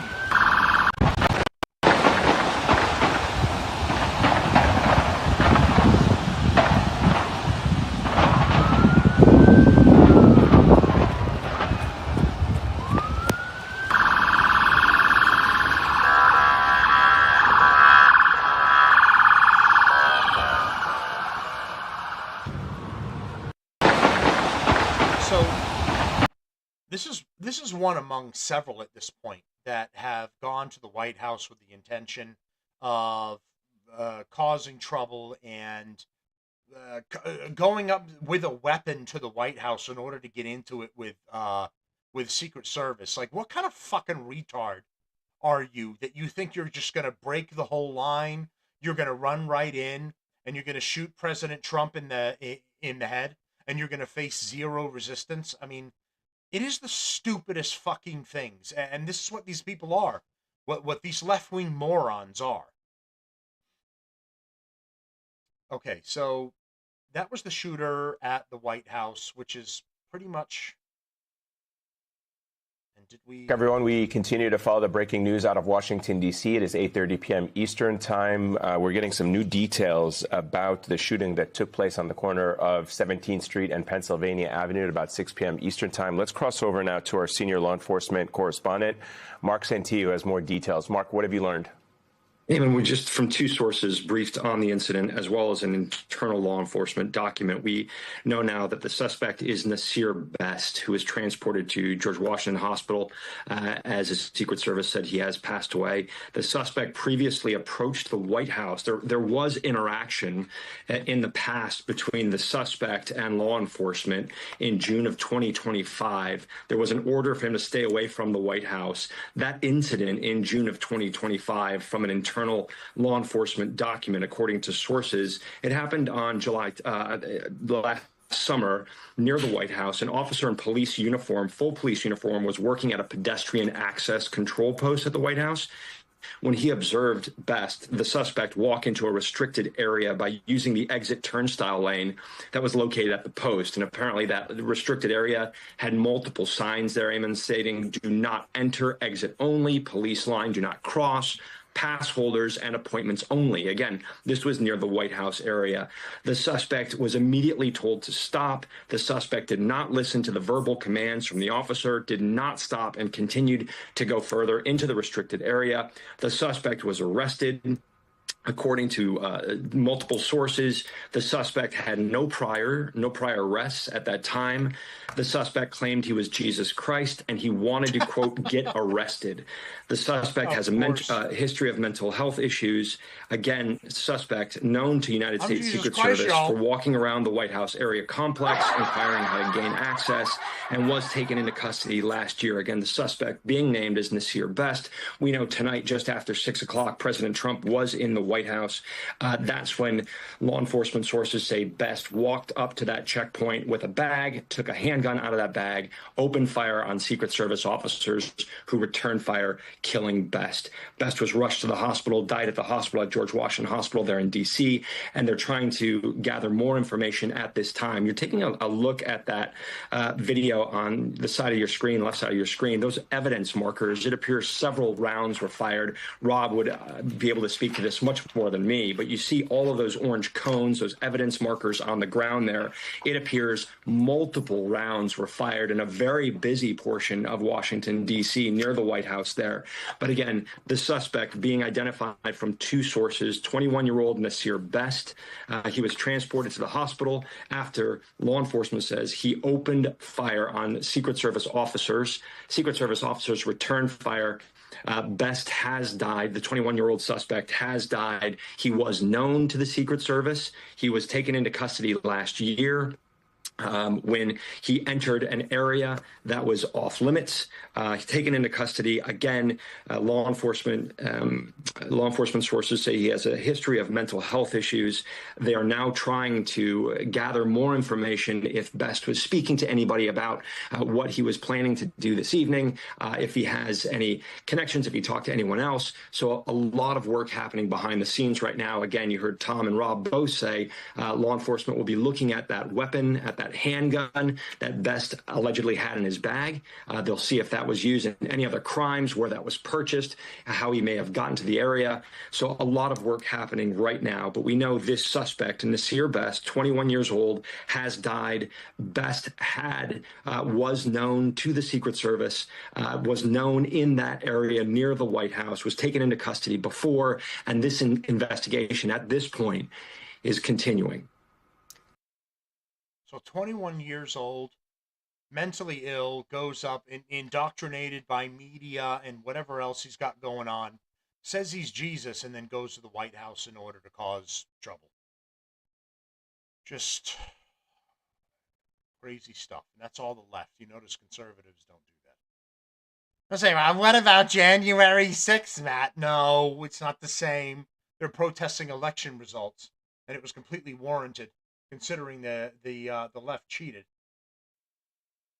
I'm just checking something here, because I wanted to check the date on this. This was January of this year, and I feel like I looked at something like this previously. Before I get into the final quartering portion here, we've got Chinese national. New at 2, we're half past the hour, a possible biological lab inside a Las Vegas home, now under investigation. I think I did briefly look at this at the time. Federal investigation. Agents seizing vials of unknown liquids and probing a potential link to a Chinese national accused of running a similar lab in California that held deadly pathogens. Our senior national correspondent William Lajeunesse is reporting live on this out of Los Angeles for us. Hello, William. Well, Sandra, two amazing things about this story. One, the man who owns that Vegas lab, he's a Chinese scientist linked to the CCP, is and has been in jail the last 3 years. Secondly, the lab is not an FDA licensed facility, but it's in a house in Vegas, raided Saturday morning by the FBI, SWAT pulling out boxes of what police believe are hazardous biological agents and pathogens, normally found in a secure university or industrial lab, with airlocks designed to prevent an outbreak. Almost immediately, investigators observed multiple refrigerators, a freezer, and other laboratory-type equipment, along with numerous bottles and jugs containing unknown liquid substances. So the Vegas lab, according to police, belongs to 62-year-old Zhu Baiju, a Chinese national and a fugitive who also goes by the alias David He. He was arrested in 2023 for manufacturing unlicensed medical devices and lying about unapproved HIV and pregnancy test kits that he was selling. He also operated this illicit biolab in an abandoned warehouse in Reedley, California, where investigators found thousands of vials of blood and tissue, 1,000 genetically engineered mice designed to carry the COVID virus, and CDC tests did show the vials contained HIV, COVID, hepatitis, herpes, and malaria. Police arrested Zhu, and he's been in jail ever since. Congressional investigators link the lab to the Chinese Communist Party, a tie that also suggests the same people are behind the Vegas lab. What do we think these people were doing with those substances in the house? And I'll tell you, the truth is we don't know yet. So House investigators say Zhu got financing from mainland China to create dozens of companies here and Canada. He employed mostly Chinese nationals to steal American intellectual property and transfer it to China. His trial begins in April. So he had tissue samples testing positive for COVID, hepatitis, and malaria. And prior to this, I had done another update a while back where, again, another Chinese nationalist was attempting to come back from China to the United States to continue. They were working at a college, either I don't think it was a student, I believe it was a professor. And at the time that they were returning to the United States, they had samples with them of contaminants that you could release in crops and contaminate food sources, so the crops would be unusable. Basically, if you could unleash this large scale, you could start to seriously hurt or eliminate our food source within the United States. This is what these Chinese nationalists have been coming over and trying to use bioweapons in order to affect the people that live in the United States. And we're trying to make trade negotiations with them and try to stay on good terms with China. An enemy that is trying to do their best to wipe out our food source or make us all sick so they can weaken the United States and they can become the new superpower or financial power on the world stage. Absolutely crazy. But Trump's going over there to chat with them and have a negotiation with them. The fact that any president has done it ever, I don't care who it is, that we're trying to maintain good terms with China is absolutely crazy to me. Okay, so keep in mind that was January when that happened, but I saw it online. I wanted to revisit it and just talk about, because we've got that Henta virus that everyone's freaking out about now that happened on that cruise ship. Several people have died from it at this point, and some came back to the United States. Or one was in Ohio. A couple more were supposed to be in the Northeast, and they were affected by it as well. So it's like we're going to have pandemic after pandemic after pandemic, and it's all very convenient where all this shit comes from and how it just happens to get introduced into the population. So, all right, we're getting into the final part here. I talked about it in the beginning of the show with the quartering, and I'm going to finish with it here. It's his exposure of his coffee company, and just really an opening up and exposing of his grift and what it really is. If you guys like the show, again, I'm trying to grow it. I've been starting low key for a while, and I've been putting more into it and trying to grow it into more. Please give it a like and a subscribe, and help me grow in the algorithm and get more followers. And if you like the show and you'd like to donate, buy me a coffee and try to help. All of the information is here. You can see it. Buymeacoffee.com/Relief Valve Podcast, or you can scan that QR code to make it easier. And other than that, I appreciate all the followers and support I've been getting. Thank you very much. Okay, so we're going to get to this. Kino Casino is talking about it. And the bullshit about his coffee company, it's interesting. Let's check this out. My actual customers will leave reviews once they you don't start have picking any it up. actual customers. Where are they? Where are they? Or pick up any of our other brands. Brands. I'm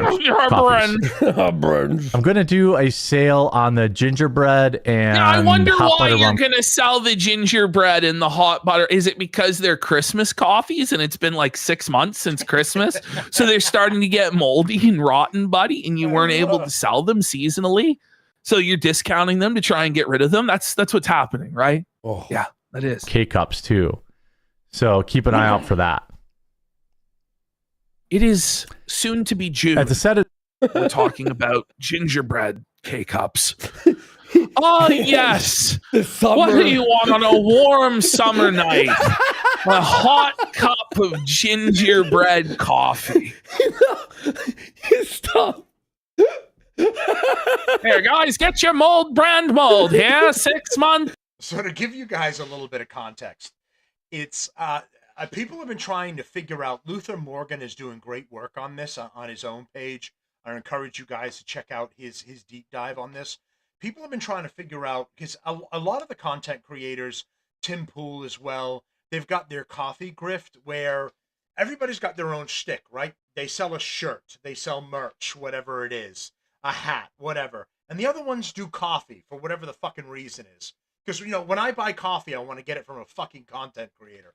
But his has been especially odd because he's come on and he said that he has his own factory, he has his own crew. He's even there in a lab coat and goggles, and he's fucking pouring beakers into each other, and he's trying to figure out the new tropical blend to sell to you. And as he started to create more problems, because he's a grifting piece of shit, so more people decided to start doing a deep dive on him. They realize there doesn't appear to be a factory. There doesn't appear to be anything official about him or his brand. Now it's come back to Meta PC. And you're going to see a little bit of it as it goes on. So Meta PC that sells computers apparently branched off and started their own coffee company. And it was called Player One, I believe. And they're going to get into a little bit of it. And it didn't really seem to get anywhere or take off. Now, apparently, Quatering ended up using the money from taking the second mortgage out on his house and all of this credit cards and everyone that he's pulling money from. He ended up purchasing Player One coffee from Meta PC. So now that the people that are investigating this and the address goes back to Meta PC, one girl that was working with Luther Morgan ended up driving to the location, and they're going, I'm parked right outside Meta PC's headquarters right now here in Nevada or wherever it was. And that's because he's purchased the rights to use that. So now apparently the remnants of their coffee company, which is the Millbrook or Mill Street coffee company that you saw other people talking about, they are the ones that are distributing the coffee for Player One. Well, he's now purchased Player One and rebranded it as Coffee Brand Coffee. And this is, so he goes out and he says, don't buy that drop ship crap from these other people. I do my own in the factory and it's my own people. And it's all fucking bullshit. It's all been drop ship coffee from the very beginning. And he just took the face off, put a new face on, and it became Coffee Brand Coffee. Old moldy coffee, yeah? With an eggnog. A summer eggnog and gingerbread coffee. Ted, you bought They're all about to be undrinkable. The bowl. I love this. View it yourself. No, losing track of the that'd be against. That'd be against. So now Amazon here terms he's of service. coping. So there he is. He's admitting. He's admitting that if he buys his own coffee, it's against Amazon's terms of service. He admits that, and now he's going to admit to buying his own. So he did, because it was a little previous to this. So he was on live. He was talking about Coffee Brand Coffee. And then another slip up, as he always does. He went to the website and it showed that he bought some of his 4 to 8 bags of his own coffee. He bought it out of his own pocket so he could leave a 5-star review for his coffee. Coffee. No. So he's on tape here, admitting to violating Amazon's terms of service. Bro. Look at the big brain on Jer. Bro. We all know how what he thinks of TOS, right? I know. TOS is the sacred gospel of the fucking world. So, gee, it'd sure be a shame if somebody found out. Oh my God. I actually bought it for gifts. I've bought this stuff for gifts. You can't do that, Jeremy. No. You can't do that. If you own your own factory, Ash, what would you do? Wouldn't you drive contact to your the factory and Listen, go pick if it the up? factory's in Wisconsin, wouldn't you just get your shit from the factory, like it up. nearby? You're the boss. Or hey guys, you'd be like, hey, can you send me over 8 bags to my fucking house? Can you mail it? Like, why would you go through Amazon? Exactly. Yeah. Or mail doesn't- it or have it mailed to the people you're buying it for. There is no fucking factory. There's nothing. It's all a scam. I suppose I probably could review it, but that would be dishonest at minimum. Well, it's a You know, violation so, of the no. terms of service. He's obviously reviewed it with bots. Even if he wasn't reviewing it, it's still manipulating the sales rankings to do it like this. Because what's to stop him from putting through 10,000 promo codes for the free coffee to then rank himself up into like the top 20 coffees? Like, what's to stop that then? Exactly. Right? Exactly.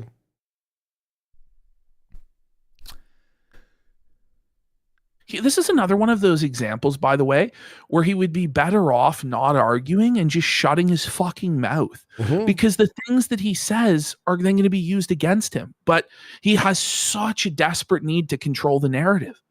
So for anyone that's wondering why am I watching this? Why are we going over it? It's one of the frustrating things for me. When I started the show, it was to just have a voice. Right, that was more than yelling at my four walls. It was to exercise my voice, whether, and I said this from the very beginning when I started the show a couple of years ago, and I've been trying to turn it into something. I said, I don't care if I end up getting 5 followers, 500 or 5,000. I said, it's just to speak out there, get a message and share information with the people, and fight back against liars and politicians and grifters and scumbags that take advantage of the American people or the consumer in general if you're watching from another country. And this is what this piece of shit does. All of these creators, and something that I would like to try and get to one day, having monetization and getting financial support to help with the show. But these people, they end up getting support, monetization, and then they lie and they take advantage of their viewers and their followers. And this is one of the focal points of him lying about this company, lying about what he's producing to people. And then it'll turn into, well, the coffee company's in rough shape and I need all your help in order, can you please donate so I can buy a new machine? Even though he has a dropship company, they have their own machines. They're a major coffee manufacturer. You're not buying any machine. They already have it. But you're lying to your viewers and saying, I need a $30,000 machine. Can you all donate to me? And can you help me so I can do it because I'm making my own coffee? This is this disingenuous pieces of shit that you end up seeing and following online. And they're grifting and they're stealing money from your hard-earned money. And you may feel like, well, I feel strongly about this guy, so I want to help. It's your right to spend the money whatever way you want. I just don't want to see people get ripped off. I don't get paid $1 to do this show. I do it for the love of the game, the people that are following me. Maybe one day I get some support, fine. If not, I keep doing my thing. But don't lie to and rip the fucking people off. This whole movement of people moving away from legacy media, from an MSNBC or a CNN or a Fox News for that matter, and going to people that are doing the news and content creators online. You did this because you were sick of being lied to. You were sick of the twisting and the manipulation that you were getting from these other news sources. And you came here to interact with the people, to have regular old Joe or Jane tell another regular old Joe or Jane what is really going on. I want to hear it from the regular person's perspective, not some asshole in a suit that has a script that they have to follow. And then you go online and you end up following a piece of shit like this that knows the grift, knows the game and the routine, and he comes on and he does his best to part you from your money with people's sympathies. If I come on and I say, oh, I need this help because this happened and that happened, you don't know that it is or not, but I've come on and I'm begging you for it. And people are sympathetic and they go, I'll give a couple of bucks. Here's $5. Here's $10 to help you out. I feel bad about your situation. This is what these people do to play on others, to rip off others and take their money. This is the reason the focus has been on him in particular. If you are seeing this in general when you go online, or you're wondering where I'm following it as well, I am one of many who is trying to do my small part to expose this piece of shit, because I'm not just somebody that has a show and does news and does content. I'm a consumer of all of this, the same as all the rest of you. So when I go on and I find somebody that's lying, ripping people off, giving them a fake sob story in order to get money from them, then they turn around and go, oh, I can fucking show you how much money I've got. Let's count. Let's show your worth versus my worth. And it's like, the only reason you have anything is because the people have been donating their hard-earned money, and now you're showing them that they're suckers. This is the reason it's so important to expose it. And the Keno Casino guys, for anyone that's unfamiliar, they expose the worst shitbags online that are just liars, grifters, and just cringe assholes. And they're funny to a couple guys in Canada. They're hilarious, and they're going over a breakdown of this asshole. And they've been doing it for a while now, since he got their page taken down on YouTube.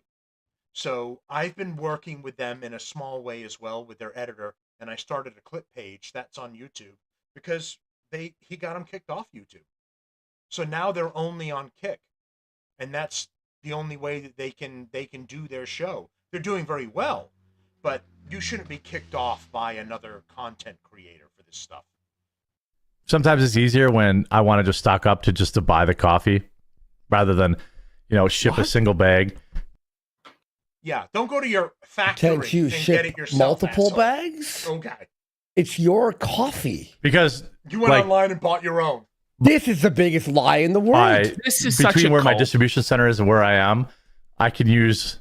Where is the I have distribution a special center? promo code, so I can just buy it at cost and get it shipped to me No, free from Amazon. no, that's not So- how it works, Jeremy. Okay. But even if It that is how it works, it's still against the Amazon terms of service to do that. Works great. If you own the factory, why are you paying full retail? I'm not. I have my own promo code. He's so, So I pay smug, $0. and he It just really gets shipped to me thinks from he's got one over on everybody, and he's so much smarter than everybody. But it's obvious that you're lying, and everybody knows you're lying. Yeah. So he thinks that with these So you ordered it off Amazon, and then he tries to say, "Well, I just needed a couple extra bags. I used my own promo code, which means so I get it for free, guys." Okay, what the fuck? It's against Amazon's terms of service for you to go and purchase your own product. And if you have your own factory where your employees are making everything, why don't you walk in and go, "Hey, the boss is here. Give me 4 bags for the road. I'm going to a party. I want to give it to friends or family." It's your fucking business. If I own, you write it off is whatever, right? Whatever you have to do. If I own a convenience store and I walk in, I go, "Hey, I'm grabbing a Gatorade. I'm grabbing a health bar or something." Write it off. Put it in the fucking system. Whatever you need to do. I'm out. Have a good day. Why the fuck would I go in and either 1, pay for it, or 2, order the thing online? I'm the goddamn owner. But he's trying to play it off as, well, I bought it online. I needed a couple extra bags. Really? grade school level fibs, like the lies a child would tell you, the most obvious lies where it's clear tells and like he touches his face when he lies and touches his nose when he lies and stuff. Yep. He's like, oh, I got them. I got them now. How was that? And by the way, the more egregious the lie, the more smug he is about it too. Like he really believes that he's brilliant. He believes that we're all buying it. So, yeah. So with that, we will be back at 2 Eastern. Wait, what? This is the thing, DSP's barber. I don't know why he admits to this shit. Why he's admitting to this, I don't know. Just ignore the chat. Yeah, exactly. So with that, we will. So it's not. So with that, it's so that we will be back. Be back at 2 Eastern with Melanie Mac. We'll see you guys. Okay. Oh my God, that was a struggle fest. We go to the next slide. Okay. So we'll see here.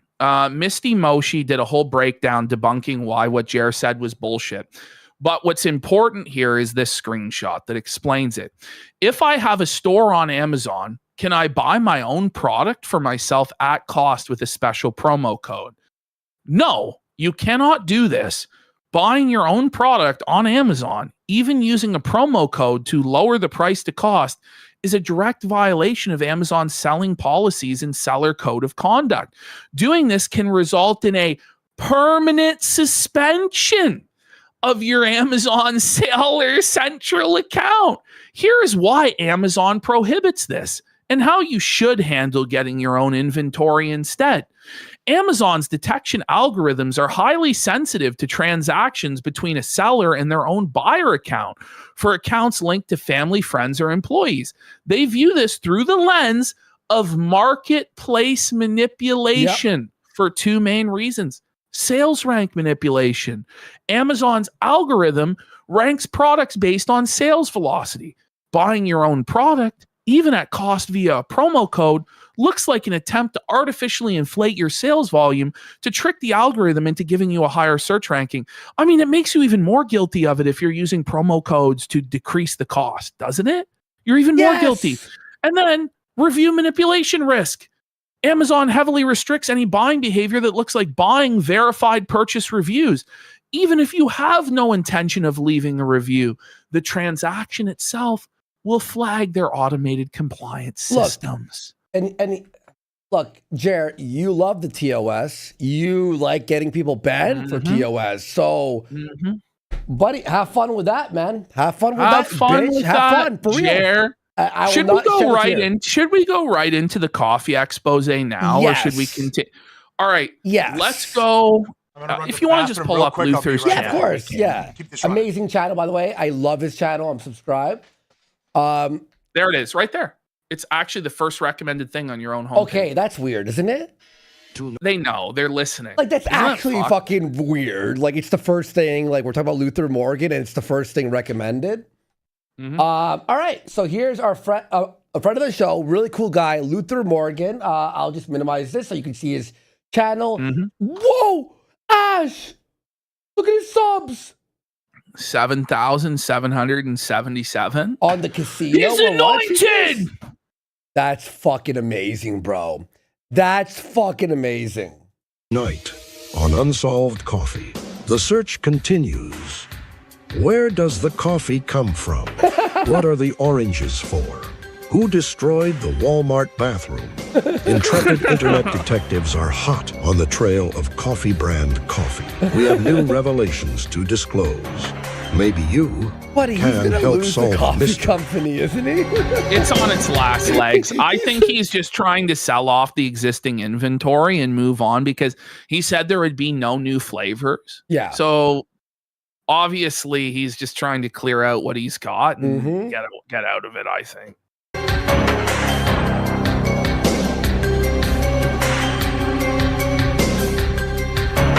Kino intro. It is. There we go. Alyssa Clips. Felt brand felts. Okay, Luther, let's Hey guys, Luther Morgan here, and today we are putting the pieces together. The collapse of coffee brand coffee is underway. I will be revealing Hambly has already been reported to Amazon, the FDA has been alerted, as well as state regulators. I will... No, it's awful, Jer! Jer, no! Come on, bro. Like, dude, this is the amazing. regulators have been alerted, buddy. But here's the thing. When you start, I love TOS, flagging this and that. When people flag you or do this shit to you, you deserve it. That's what happens. Well, yeah. Sorry. Well, I mean, I'll just be real too. Like the only risk of us violating the TOS is that people's feelings are hurt. Yeah. Whereas with quartering, like people could actually get sick, people could die because he doesn't have the nutrition labels on proper. You know what I mean? So that actually does matter a little bit more than that Jer's feelings are fucking hurt because somebody called him a poop pants or a cuck. Exactly. Also be revealing Jeremy's creepy parasocial roaster's choice email. So there it is. Affiliate program, Player One. That's what Coffee Brand Coffee was when it was owned by Meta PC. It was Player One. He bought it. So he didn't create something from the ground up. He didn't create Coffee Brand Coffee and then built a factory, hired workers, and just did this as an entrepreneur. Player One Coffee failed. Luther will go on to explain that Player One Coffee didn't really go anywhere, and there's not a lot of information when it went kaput. He appears to purchase Player One Coffee at this point, rebrand that as Coffee Brand Coffee, and then just took over their existing network, which was the Millbrook Coffee Company. So a major distributor that already gets coffee from another source and then bags it to order, whatever it is that you're requesting when you're the customer, when you're the client, and then sends the shit out. So he took this shit, relabeled it, and then just started sending it out to people. This is what it actually is. There is no factory in the sense that he owns. He doesn't own the Millbrook or whatever it is distributors. They work with multiple people. I could contact them right now and say, I'm a content creator and I'd like to start making my own coffee. I'd like to brainstorm with you in order to make something that I can distribute to my followers. And I could contact them right now. It would have nothing to do with the quartering. They service multiple means. He doesn't own, he bought the name. That's it. He bought the name and he repurposed it. And then he got their logistics as a result. Emails. I will be going deeper into the CBC and Player One Coffee connection. Wow. And I'll be going what? into did Jeremy Hambley ever respond to the certified mail that I sent? I want to thank all the people who've been emailing me, adding me on Twitter, and sharing information with me. So we will be giving people credit where it's due. The questions around Coffee Brand Coffee are deep. After my last videos exposing the lack of compliant packaging, CBC updated their Amazon page with this weak-ass disclaimer. A disclaimer can't help you, Mr. Hambley. The information has to be on the packaging. So, he also made several tweets addressing the issues.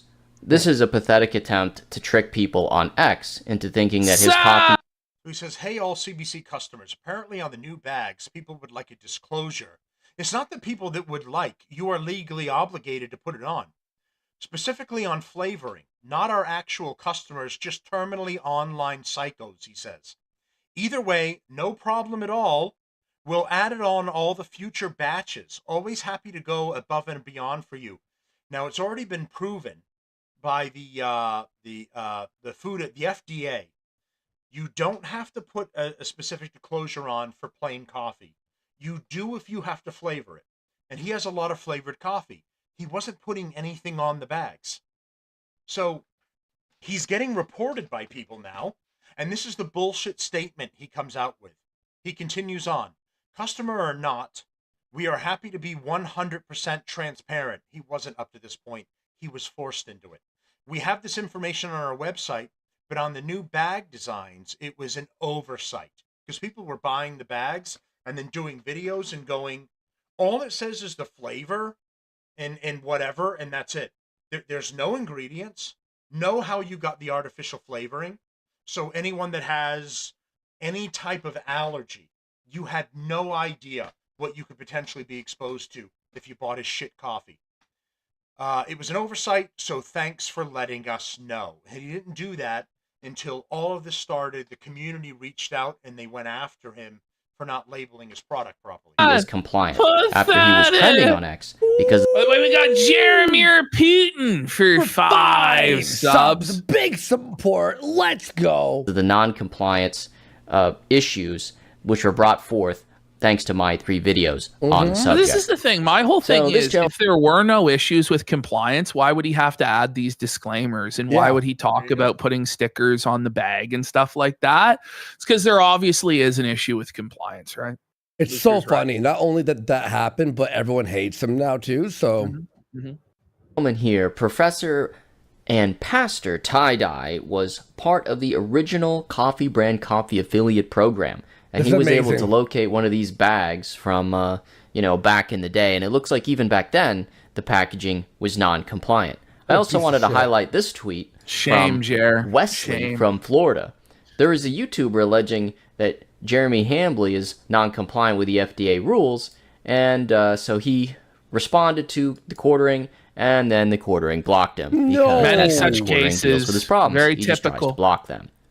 But it won't work. I also wanted to highlight this email that was sent to an anonymous viewer who was in the Roaster's Choice Club. So this was back in April of 2023.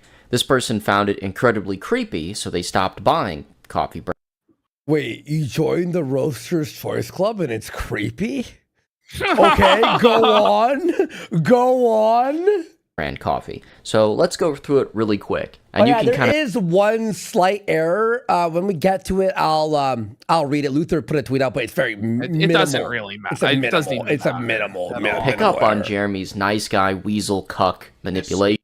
And they're going to talk a little bit about this, but to give you context, this person was getting he's part of the coffee club, so my assumption is he or she was getting the coffee on like a monthly basis, like you could do with a Black Rifle or 1775. They choose to opt out of it.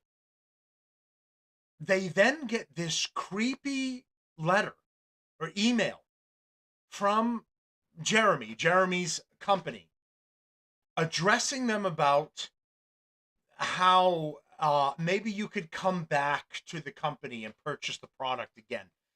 It is when you have that context and then you hear this, what is going to be in this email is going to be very bizarre. Imagine getting a product from a company and then you go, I would no longer like to receive this. So you opt out of auto pay and you say, no, thank you. I'm done. I'm discontinuing. And you get this fucking letter. Listen, this email. Listen to this. That he tries to pull, and this weird parasocial relationship that he tries to set up with fans. So, just a quick question for you. At some point this week, you checked out Roaster's Choice. This is so millennial coded, by the way. Like, this is so like Quirk Chungus, Reddit, millennial coded, the way this is written. It really is. It reminds me of like those hipster burger places. Two guys with a dream. Now, it's like that. So it starts with you decided to opt out. To make something intrigue you enough to make you want to buy it, or at least think about it. Then something happened. You didn't end up getting it. Now, I'm not upset with you. Maybe there was some good reason. Ugh. Maybe you got... Is this an email he sent out to the guy? Yes. Oh. So if somebody looks at the coffee but doesn't buy it, they receive this email. No. So Capital One reaches out to you, right? And goes, we understand you decided to not use our credit card anymore. Now, we're not upset with you. We just want to know what the issue is. It's like, well, what the fuck, Capital One? I decided to go with Discover. What the fuck is the problem? I've listened to this shit. Oh. No, I'm not upset with you. Maybe there is a good reason you didn't buy my coffee. Now, if you don't buy it, now I might be upset. I don't know. Well, now I know your email. Or me. And forgot to go back and get Roaster's Choice. Maybe your cat wanted to play and interrupted you. Hey, we've all been there. Cringe. Or maybe... Oh my god. It's giving millennial core. It's giving Reddit. Bro, this is crazy. Maybe you wanted to sign back up for Capital One credit card, but maybe your cat started playing with a ball of yarn and you got confused and you walked away and forgot to sign up with Capital One. Can you imagine getting this email from a professional business? Name the fucking business or whoever you deal with. Imagine getting this email from them because you discontinued service. This is actually insane. Your computer You're crashed. on my email list now. What the fuck? Things happen. Either way, there's no bad blood here. I just wanted Why to give would you there? There's no bad blood with you. Is that a threat? There's no bad blood here now, but if you don't buy it to discount, I don't know. I can't guarantee there won't be some bad blood. So you better buy the. What do you mean? Why, yeah, would there be bad blood if I didn't buy your coffee? Quick nudge before we close out the 33% off sale tonight at midnight Eastern Standard Time. So, and then it says, else just hit reply and let me know why. Like we have to give the smiley face is beyond cringe, but why do we have to give him a reason why we're not buying his coffee? Who else has asked for that? I don't know of any other company that I've ever interacted with, especially not like a coffee company that's like, so why didn't you buy? Like, does McDonald's, so why didn't you buy a Big Mac today, bitch? Yeah. We saw you in the drive-thru last week. We know that you drove by the location earlier today, and yet you didn't go through our drive-thru. There's no bad blood here. Like, isn't that not kind of creepy, though? Like, it's just, I get a lot of emails every day, but I read every response. I may not respond to every email, but I promise to read it. And I realize sometimes you're just busy and forget to get something you want. It's a big assumption there, you know. Wait, okay, it's fucking... So how many times do you like browse Amazon and like just don't buy anything? You're just like, oh, just... Yeah, just recently I've had Amazon Audible for a while, and I bought used the credits, bought most of the books I wanted, and it's like $15.99 a month. So I went in and I said I'm canceling, and as most companies do, they come back and they go, we'd hate to lose you as a customer. You know, can we offer you a month free, or you know, can we wait a couple of months and then charge you maybe, you know, you take a break or something. And you go, no thanks, and you cancel, done. Imagine if Amazon came back to this and was like, why'd you leave? Was your cat playing with a ball of yarn? And you didn't have a chance to click the thing that said, give me some more time? Did you get distracted because you left the water running in the sink or the oven on? Could you what is it? Can you tell us what to... Imagine getting this fucking letter from a major company. It's crazy. It's like from looking around. 3% off sale tonight. Why didn't you buy it? By the way, 33% We got Lucky off Robot midnight? for 5 subs. Yeah, you, the Lucky fear of Robot. missing out. And Wings of Redemption 69 says, when I eat a Snickers upside down and feel the chocolate vein on my tongue, he thinks of PPP. Well, that's good, buddy. I'm happy for you. Standard Time.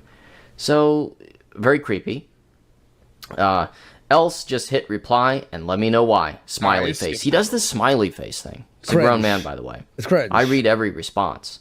I get a lot of emails every day, so I may not be able to respond to every email, but I promise... Whoa. And by the way, it's like, okay, you emailed me with a veiled threat, but then you might not email me back if I reply to you.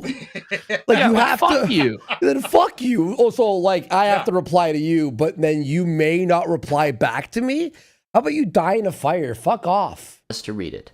Also, I just realized sometimes you're busy and forgot to get something you want. If that's the case, just click the link below to subscribe to Roaster's Choice.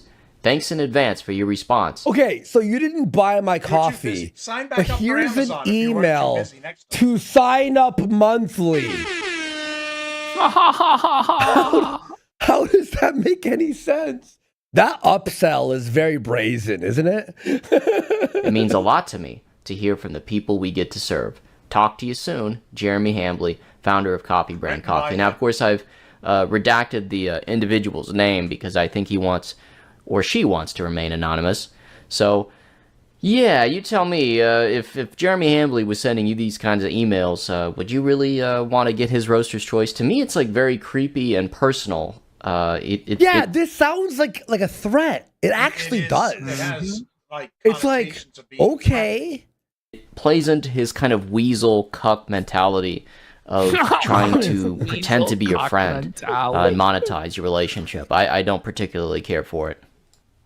So Hambly is also shilling 1775 coffee, another This is coffee shameful. grift I'm investigating. According to the people in my comment section, this wasn't the only time he shilled this. It's also being reported that he is mentioning coffee brand coffee less and less.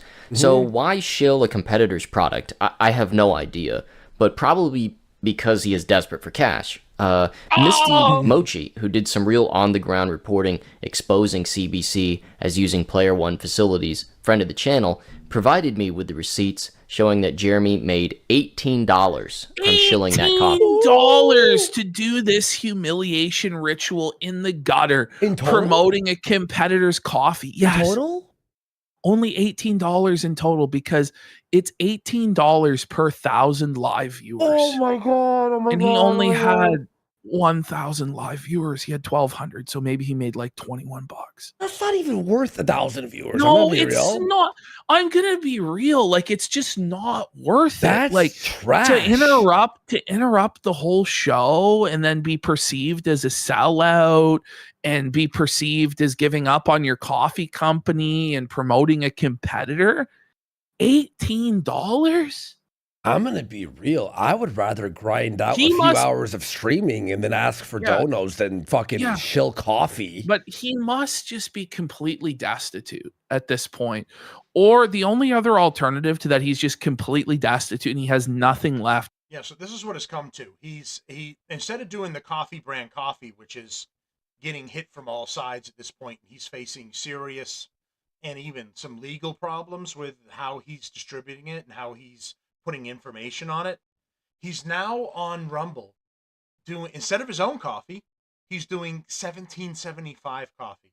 So imagine you're selling a product and shit starts going sideways. So you have to start selling your neighbor's product when everyone is very aware that you had your own stuff. I mean, what an embarrassment. What a just getting kicked down the ladder. That like your coffee is such shit and you have to start walking away from it because of how you've handled the whole business venture. You have to sell other people's coffee in order to get funding on the page. Like for it's again, remember, it's for the image of streaming. Like you're shilling out, by the way, Israel financing. You love Israel for 18 fucking dollars. It's like that's crazy, bro. You know? To die on that hill, and then on top of what you were saying there about this He competitor. really and did. stuff. I showed it earlier in the show. Just embarrassing. I think it's because she streams on Rumble, so she had access to some of the information. So here, CPM, $18. The maximum payment is also only CPM is per 1,000 clicks per whatever the fuck. Yeah. $501. So with his viewership at about 1,000, that basic, and this is like the script that they're given to read. So he made about $18. I mean, that's just embarrassing and pathetic. I mean, this is like a content creator equivalent of checking the spare change in between the couch cushions, Yeah, it and is. or checking like the coin return on vending machines. So anyway, I just thought that was interesting that Jeremy's selling his I'm soul. gonna be real. The coin in the vending machine, that's at least like you bought a machine and you just go by it and pick up the coins and the bills, right? Make a little bit of cash that way. It's You like, don't have to do like a public humiliation ritual where you devalue the brand of your supposed multi-million-dollar company.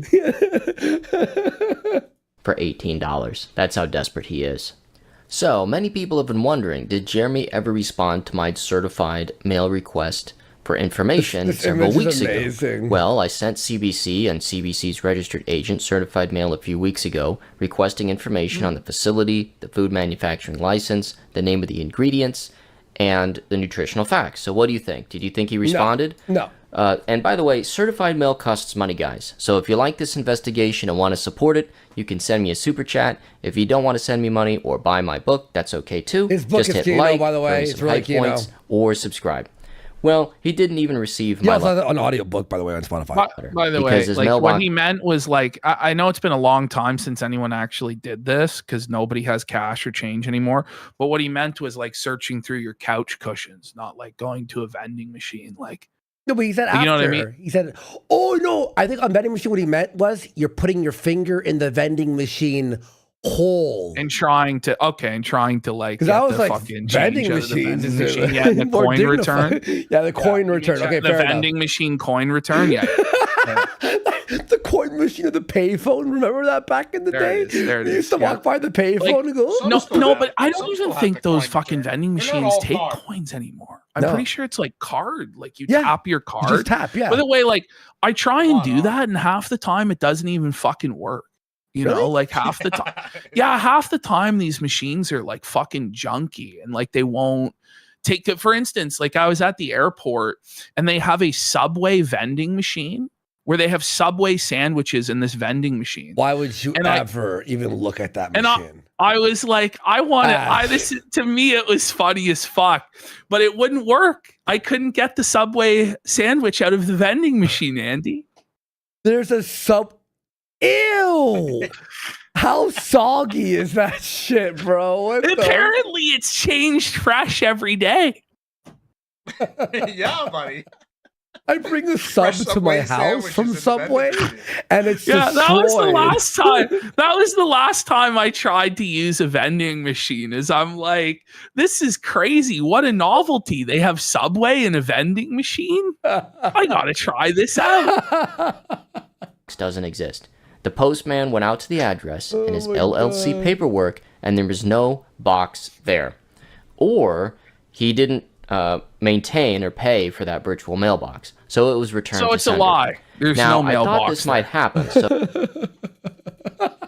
so that's why I also sent it to Coffee Brand Coffee's registered agent, and mail to the registered agent was received. So Jeremy and CBC has my information as of May 4th, and they chose not to respond. What a scam. CBC is a shell company. It's such a shell company that it doesn't even have a mailbox. He couldn't even be bothered to pay for a mailbox, guys. Crazy. Not even P.O. box?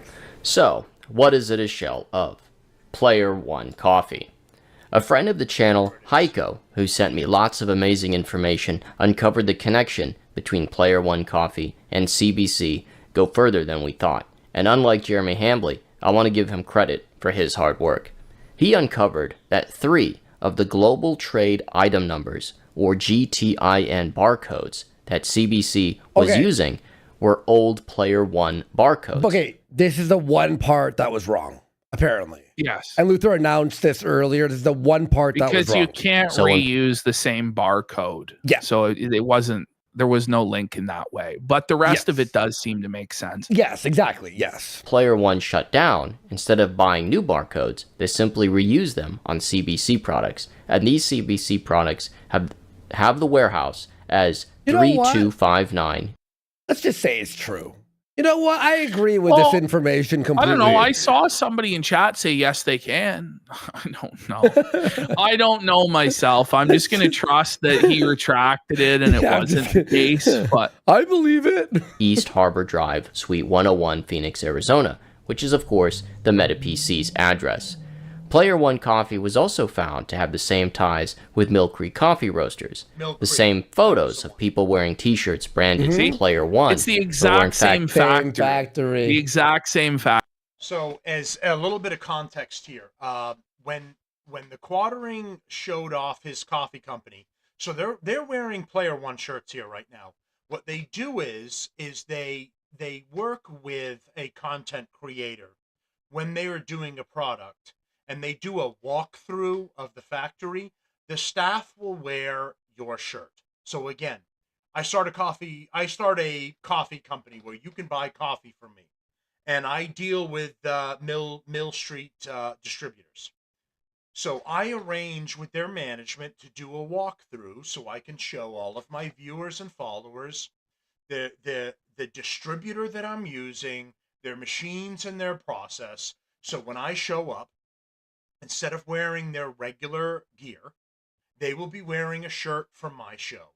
It'll say the Relief Valve Podcast. In this particular case, it says Player One Coffee. They will wear it just for this walkthrough in this situation. When it's over, they'll go back to their regular work attire, whatever they're allowed to use based on the company. So the Quartering did one of these walkthroughs to try and convince everyone that this was his factory. He owned this entire gigantic building. He owned all of the equipment and he paid all of the employees. And what it is they are their own distributor. They are their own company. And you make a business arrangement with them to bag some of the coffee and sell it under your brand. That's all it is. But the entire time he has been claiming this is his brand and his brand alone, his own company, factory, equipment, the whole works. He's not a dropship, which is what this is. Dropship is buying from a major distributor and then bagging it and doing it as your product. He claimed he wasn't doing that. He was his own individual. And he did this. He was different from every Tim Pool and anybody else that does coffee. He was different from all of them. He was all natural. He was out in the field picking all this shit in his own with his fucking basket. Like he was Juan Valdez. Factory. Yeah. But they're just wearing Player One shirts instead of Coffee Brand coffee shirts. Look at this. Do not double stacked as it's stacked on something already. Yeah. Fuck. Taken at the Mill Creek Coffee Roaster facility. Player One's website, found using the Wayback Machine, also has a very similar product lineup to CBC. I think that you can adequately demonstrate that Player One and Coffee Brand Coffee were both from the same source. Well, yeah. For whatever reason, Player One shut down and was then folded over into CBC, with MetaPCs / Player One assets being recycled for CBC. Their email, hello@Player1Coffee, is very similar to the hello@Coffee Brand Coffee email. That email that I received from Angel was probably from Angel, who is listed as the warehouse manager at MetaPCs. So a big shout out to Ike. Whoa. Oh, okay. Oh my god. It's like so blatant, bro. For making these connections. And this Angel is probably the same Angel that communicated with Alyssa Clips, friend of the channel. By the way, everyone should go subscribe. And she tried to buy some Coffee Brand Coffee merchandise recently, and Angel also replied to her. So it's probably the same guy. I did a little more research as well. Something that always bothered me was, where did that $300,000 go that Jeremy Hambley was talking about? I thought he was just buying inventory, but Luther has a more interesting theory here. Okay. March of 2025. Where did that $300,000 go that Jeremy Hambley was talking about in March of 2025? He publicly stated he was in $300,000 in debt for Coffee Brand Coffee. I was able to confirm that by searching the Register of Deeds. So this document is truly crazy. So I looked at this for myself, and I couldn't believe how fucked this is for Jer, right? Okay. So this is the mortgage on his house, right? So he took out for the land purchase $408,000 of debt, right? And then to build the mansion, he took out $1.25 million. So there's $1.6 million or $1.732 million that he owes on that property, plus the home equity loan of $300,000. So he owes $2 million on this property. And he's making no profit now. Yeah. And if you look there, the monthly payment in the right-hand column adds up to $10,344.59 a month. Oh my That's God. just his mortgage, not considering his utilities, his car insurance, his grocery bill, which that is the biggest. His car payments, if he financed his cars, which he probably fucking did as well. Of course he did. Like, you know, the fish tank maintenance for the fish tank guy and all this stuff. So also, Ash, we don't even know about half of his vices. I know. What, you think that's it? There's stuff. If that's all we know of, there's 9 other things. The Funko Pop fucking collection, the retro video game collection, the pinball machines, the fucking 1-Up arcades. Like what? He's got that home equity loan, and he tried to convince people that it was at 4%, but we see by public record it's 7%, which is higher than it should. So it's not good. It's not good for Jer. It's really not. Like, he's drowning in debt. I think that he appears to be rich, but is actually broke as fuck. That's what I think. No, yeah, for sure. I don't know why you would go from the peace and security of having a modest paid off home to taking out $2 million in debt to build a McMansion during COVID. I just don't get it. Well, it's in like rural Wisconsin. So like when he goes to sell this property, do you think he's going to get this full amount? No. Like, I don't. So, and here's the other thing of it. It's, if you buy another company and then you take over from there, okay, fine. Just be honest with everybody and tell them that that's what you've done. If you're Amazon and you buy FedEx, you haven't built FedEx from the ground up. You've bought the rights to use the name and their existing network and their existing contracts, assuming that the companies want to continue the contracts after the date is over. What he has done is suggested that he started this from the ground up. He has suggested that this is a family company. He started it from day one, from just the dirt on the ground. Built a factory, has employees. It's not dropship coffee. He is bringing this in and getting it all on his own, coming up with new flavors and new additions completely on his own, and he is better than all of the other competition because he is doing something that they're not. I bring up Tim Pool because it's one of the ones that I can readily remember that also does dropship coffee, but he is forthcoming with saying he does business with a distributor in order to get his coffee, and then he talks about what it is. So you can look that up and you can find that readily and decide, do you like what they're doing or not? Luther recently exposed them because the coffee company that Tim Pool's using has been having rat infestation issues, and they're having health code violations as well. So there's another issue of a different sort over there. But at least he's honest about where he's getting it.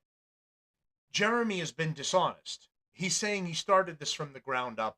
It's completely natural. He's doing this all on his own. So imagine you're somebody that just started a company from the ground up. You have a mom and pop store. You're selling stuff for hardware and things like that. And then somebody else pops up, buys the place next door, and then says, oh yeah, I did all this all by myself. No, the guy you bought it from did it. You just took the name and whatever information and logistics and distribution that they had. That's it. He's being disingenuous. He's lying about his business and what it actually is. Everything we've ever said came true, or at least on the same level. And then you got to think, like, he has assets, right? Yeah. But a lot of these assets are pretty hard to convert into liquid because what's the market for Rolex watches? Like, how many people are going to buy his used Rolex watches? Again, this is bragging on the people that donate to you and give you money. He's bragged about having Rolex watches. He's bragged about his RC car track, that he has outside. His big aquarium with saltwater fish. He brags about all this. And again, this money came from viewers and followers like you who are following and watching my show right now. And he is throwing it in all of their faces that he is taking your hard-earned money that you or whoever has followed him and given to him to live this lifestyle, and he throws it in everybody's face instead of being legitimately thankful for what he's gotten from people. $50,000, right? You could sit on it for months until someone like on eBay or at the shops or whatever offers you $50,000 or 45. But if you have to sell it today, you're selling it for $20,000 because you need the money now. Yeah, exactly. A home equity line of credit in February 2025, which closed in March of 2025. Well, I think I know where that money went. He purchased Player One Coffee, or some kind of business merger. Yep. There was no official announcement on Player One Coffee's demise. It was silently and unceremoniously shut down.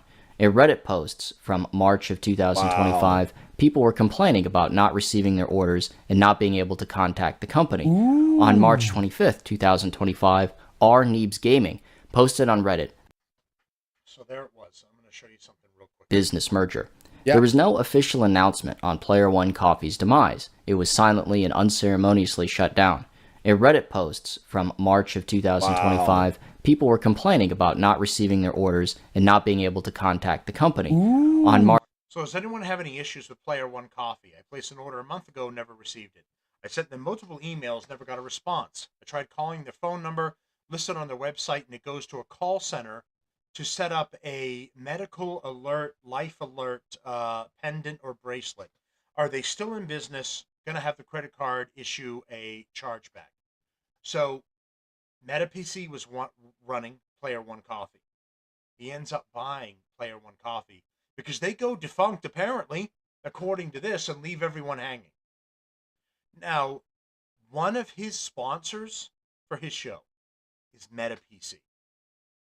MetaPC owned Player One Coffee. So he made a deal with them, bought Player One, the rights to Player One Coffee, and then took over from that point because it went defunct and it wasn't making any money. But there's the correlation between the two.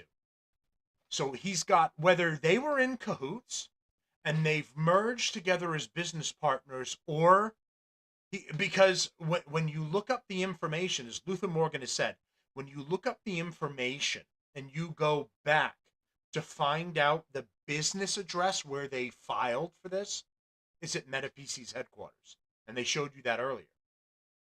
So whether MetaPC is working with him as a business partner, or they simply sold it to him and said, you can use our existing network and whatever it was that we set up, and our physical address will show here, which is not accurate. It's not legal. It should show, it should reflect the new address. It should show Jeremy's home, which I think maybe it does. I don't know. And Luther wasn't comfortable with showing it because it shows his home address. But the whole thing's shady. But MetaPC sponsors the Quartering. March 25th, 2025, R. Neebs Gaming posted on Reddit about not receiving their order and not being able to reach the company.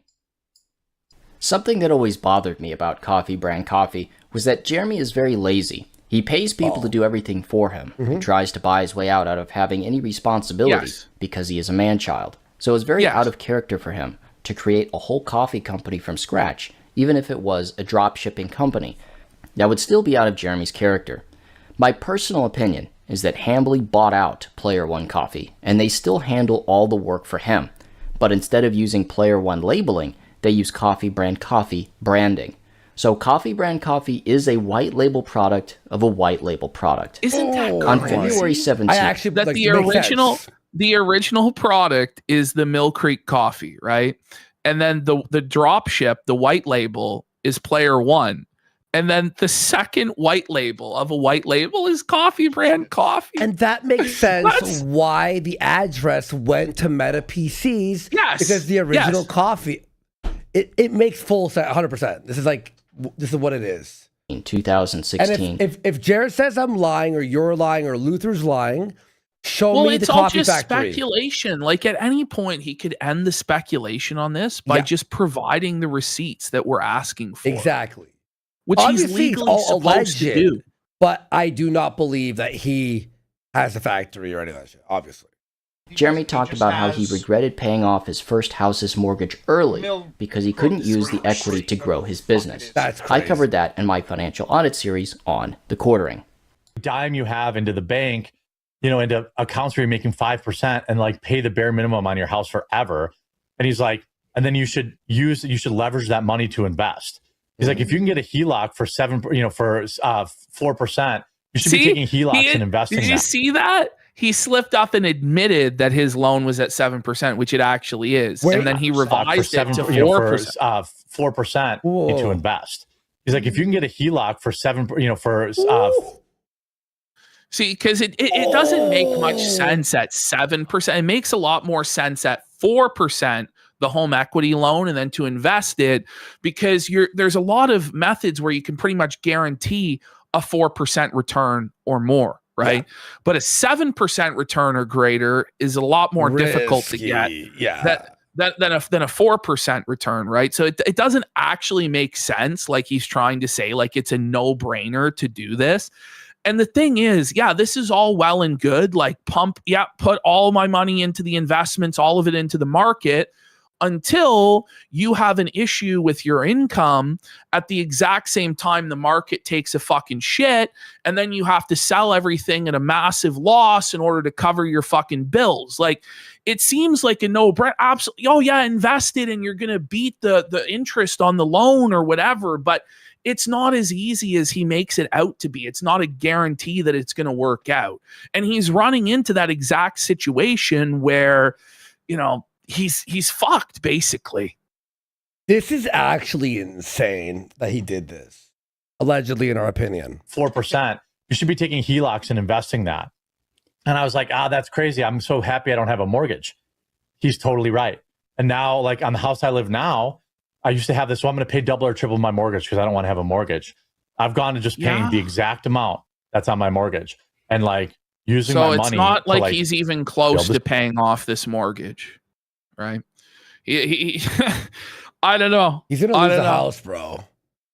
He's going to lose his house. Studio. Or he's like, you have to leverage your debt. Your debt is like, and he was like, if you're out there listening, like, as somebody who's now lived through the 10 years since he told me that, he was so right.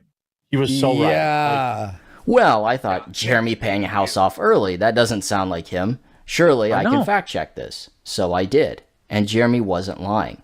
Jeremy purchased his first house with his wife before they were married in 2006. They paid the mortgage off early in 2010. So from 2010 to 2021, 11 years, they had a fully paid off house. Only recently, from 2021 to now, did he go from living in a fully paid off house. This is where it's somebody can never be happy with what they have. Like, most people would be so happy. Like, for most people, it's a dream. A lot of people, it's a dream just to even get a mortgage, just to even be able to own and build equity, let alone be able to pay off your house and not have to worry about a mortgage and just worry about property tax and not have that ongoing obligation and potentially.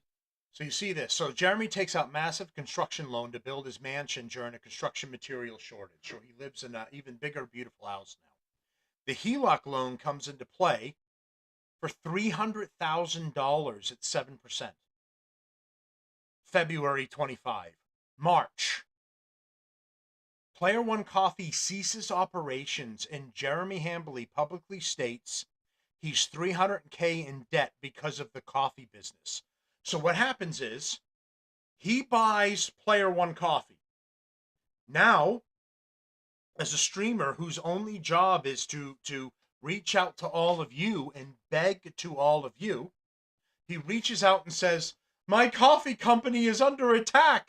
I'm 300,000 or whatever he claims at the time in debt. I need your help. I need you to buy the coffee. I need you to help support me to keep the coffee company going, or I'm going to lose it. It's going to go into bankruptcy." Just because he's just bought it.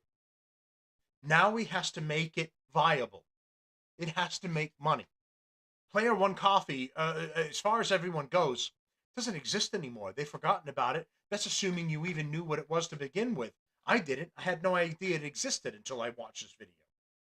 Now it's Coffee Brand Coffee. That was his creative name he came up with. And then he's begging everybody to save the business. So imagine me. I'm doing the show. And for all of my bad decisions that I'm making in a business or financially out there doing whatever, I come to you and I go, I just started this thing and I'm selling this stuff and it's just going to fail if I can't get more business. I need your help. Can you guys, can you buy my product? Can you do my thing? It's disingenuous. I've approached you to solve a problem I created. That's what he's done. Yeah, they were forgiven by the government.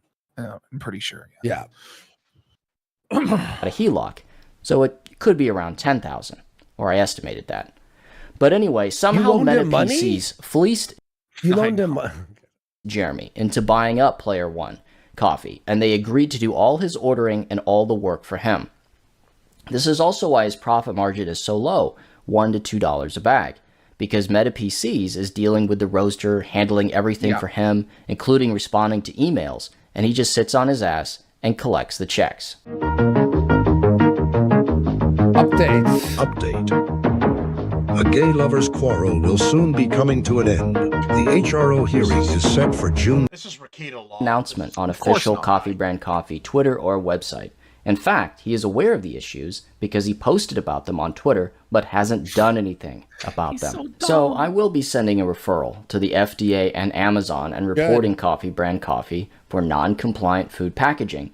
And I would encourage, if you have a bona fide feeling, if you truly believe that it is not compliant with the food labeling, talk about Handley's personal life. I don't talk about his wife. This follow the rules. Yeah. He made that judgment call. So what goes around comes around. He decided that he was the judge, he was the snitch, and he was going to go tell everybody how it was going to be over something that really actually didn't fucking matter at all. Whereas this matters a little bit more because people's health is actually involved. And it's not just Jared's fragile mental health, of which the biggest victim, the biggest perpetrator of his victimhood is himself. Yeah. Well, Ash, we're just holding him to the standard that he set. We don't want any more or any less. Product transparency. I stole that from someone, by the way. So if you bought this item on Amazon like I did, you can go down to the Amazon page where it says report an issue with this product or seller. And you go through these prompts. 7 months old. 7 months. Yeah, that's on too. 7 months old. In defense of that, I can through it all with you right now. Santos is saying the coffee is good for 6 to 12 months. So it's getting into that area where it could be. But I don't know. Everybody's saying different things. And I don't know. It just depends, right? Well, I believe it's pure poisonous and you could. I mean, like, genuinely, can I buy a fall blend right now? Do they keep... like, you go to a Dunkin' Donuts, you can't get a fall blend right now, right? But if I go online and I say I want your fall blend, your pumpkin spice or whatever, can you? Can I buy it right now in the middle of spring, beginning of summer? I don't know.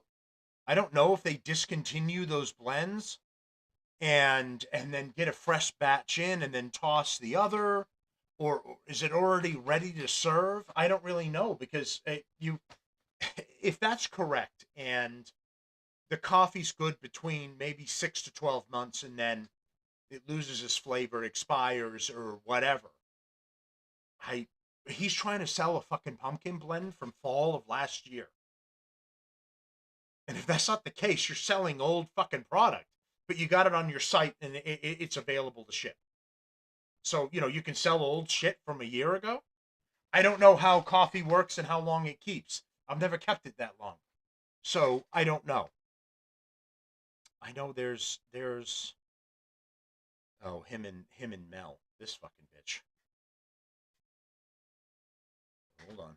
Their voices got name. Right. If you want to be mad at anybody, be mad at Ronda Rousey, because like she should have known better. Oh, so this was the Rousey Gina Carano fight. So a little bit of context for this. Nerdrotic and Geeks and Gamers, and some of them went to the fight. They paid for it. They went to the fight. He's obsessed with Gina Carano. So he's fucking pissed about the whole thing. So he says that she won because of the payout she got, even though the fight was fucking 15 seconds long and she got tapped out. And then, like, on the down low, he's trying to shit on the Nerdrotics crew, Geeks and Gamers. They've all come out against him over this whole debacle. And then he's trying to shit on them. I think anybody that paid for the fight and went there was stupid. It was 15 seconds I was watching it on TV. It was a whole card. Multiple people fought. And that was the one at the end. Yes, it was disappointing, but you did get a whole show. But this is him being petty and firing back against them. than What? to win. Like, even Mal is shocked at this retardation. Wait, what? Look at Mal. She don't even comprehend. Ronda should have known better than to pick an easy opponent where she didn't have to risk anything at all and make it clean and easy $2 million and end her career on a high. Those are empty eyes. There is nothing happening there. There is no thought process happening there. All the color, the hair coloring has gone directly into her brain. This bitch has nothing useful to contribute to humanity at all. Like, I was legitimately considering it. Like, this is a veiled shot at the white Kamala. Her fucking laugh. Oh my God. Geeks and Gamers because he went, right? So Jer, is jealous because he's broke and can't take any time away from his show. So he's gonna, seethe and hate on good Jer. Considered it too. That was so funny. I know Gina. I probably could have got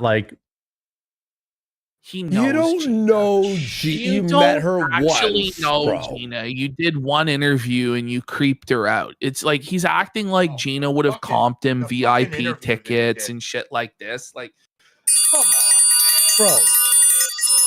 It's so delusional. Like, this idea that he knows people and he's connected, then why were you stuck on Grifter's Row at AmFest and nobody paid you the time of day? But Luke got into the VIP lounge. But you and Mal and Hannah, who thought you were big deals, nobody gave you the time of day. Why is that, Jer? If you know Gina, wouldn't she invite you and fly you out and comp you? Exactly. I want to make sure you're so special to me that you'll be here for me, Jer. Didn't happen. No, she brought all the guys that she fucks, and he's just a friend. Seats. All the fit MMA dudes. Says he fit. Yeah. Uh-oh. Ash, look. Okay, Ash. seats. No. Ash. Uh-oh. Big UFC got Man, him. could you? Big UFC got him. got him. Ring it up on the bingo card. So he interviewed Gina Carano one time. And then he talks about, this is what they're referencing. I'm going to bring it up. He talks about this weird fucking cuck fantasy he has where he's like, I think about Gina and I'm like her best friend, and Gina is going and she's fucking all these big buff MMA guys. And then one time she comes to me and I'm just the goofy out of shape friend that makes her laugh, and then maybe we hook up. He said this. Gina and I could do a. Here we go. I'm pretty sure this is it. I'm just gonna play it for you so you have some context of what this fucking weirdo loser is. An excellent on-screen romance where I'm the best friend. I'm like her best friend, but I pine after her, and then she just keeps banging all these other dudes, and then I'm all sad, and then she realizes that I was me all along, and that she comes to and then she comes to realize it, and then we live happily ever after. I think we could do that. I mean, that's what I think. I just mean I think it's there. She could just keep hooking up with fit dudes, MMA dudes, and then they don't make her laugh, they don't get her, and then there's me. I'm just oh, hey, Gina. Oh, you look tired. Did you bang another dude tonight? Oh, sweet. And then, my heart's breaking, In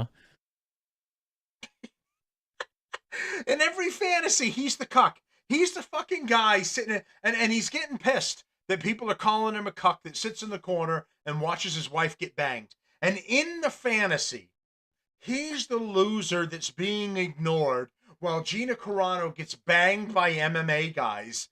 And then finally at the end, after going through all the buff MMA guys, she decides the fat loser retard that listens to her and makes her laugh was the one that she should have been with all along.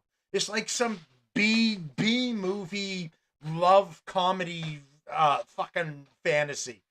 That was him talking about that. That's what they're referencing. And he thinks because he had that one interview with Gina that now he's formed this weird connection with her where he could reach out to her, ask her for free tickets and VIP entrance to that fight, and he could get there But he didn't wanna. He didn't wanna have to pull that string. She doesn't even know. She doesn't even remember this fat piece of shit exists. Hard. It's big fill in the blank. Got him. Mel always looks like a deer in headlights when this happens, right? Because she has nothing to say, nothing to add. She doesn't know what to do when this happens, right? Like she's. So he froze. Look at Jerry here.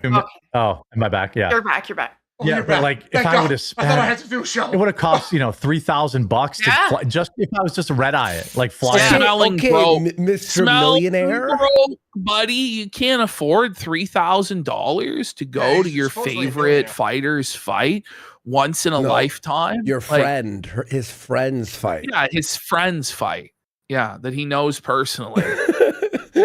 By the way, doesn't he own multiple planes? I know, right? Yeah, have your wife fly you, bud.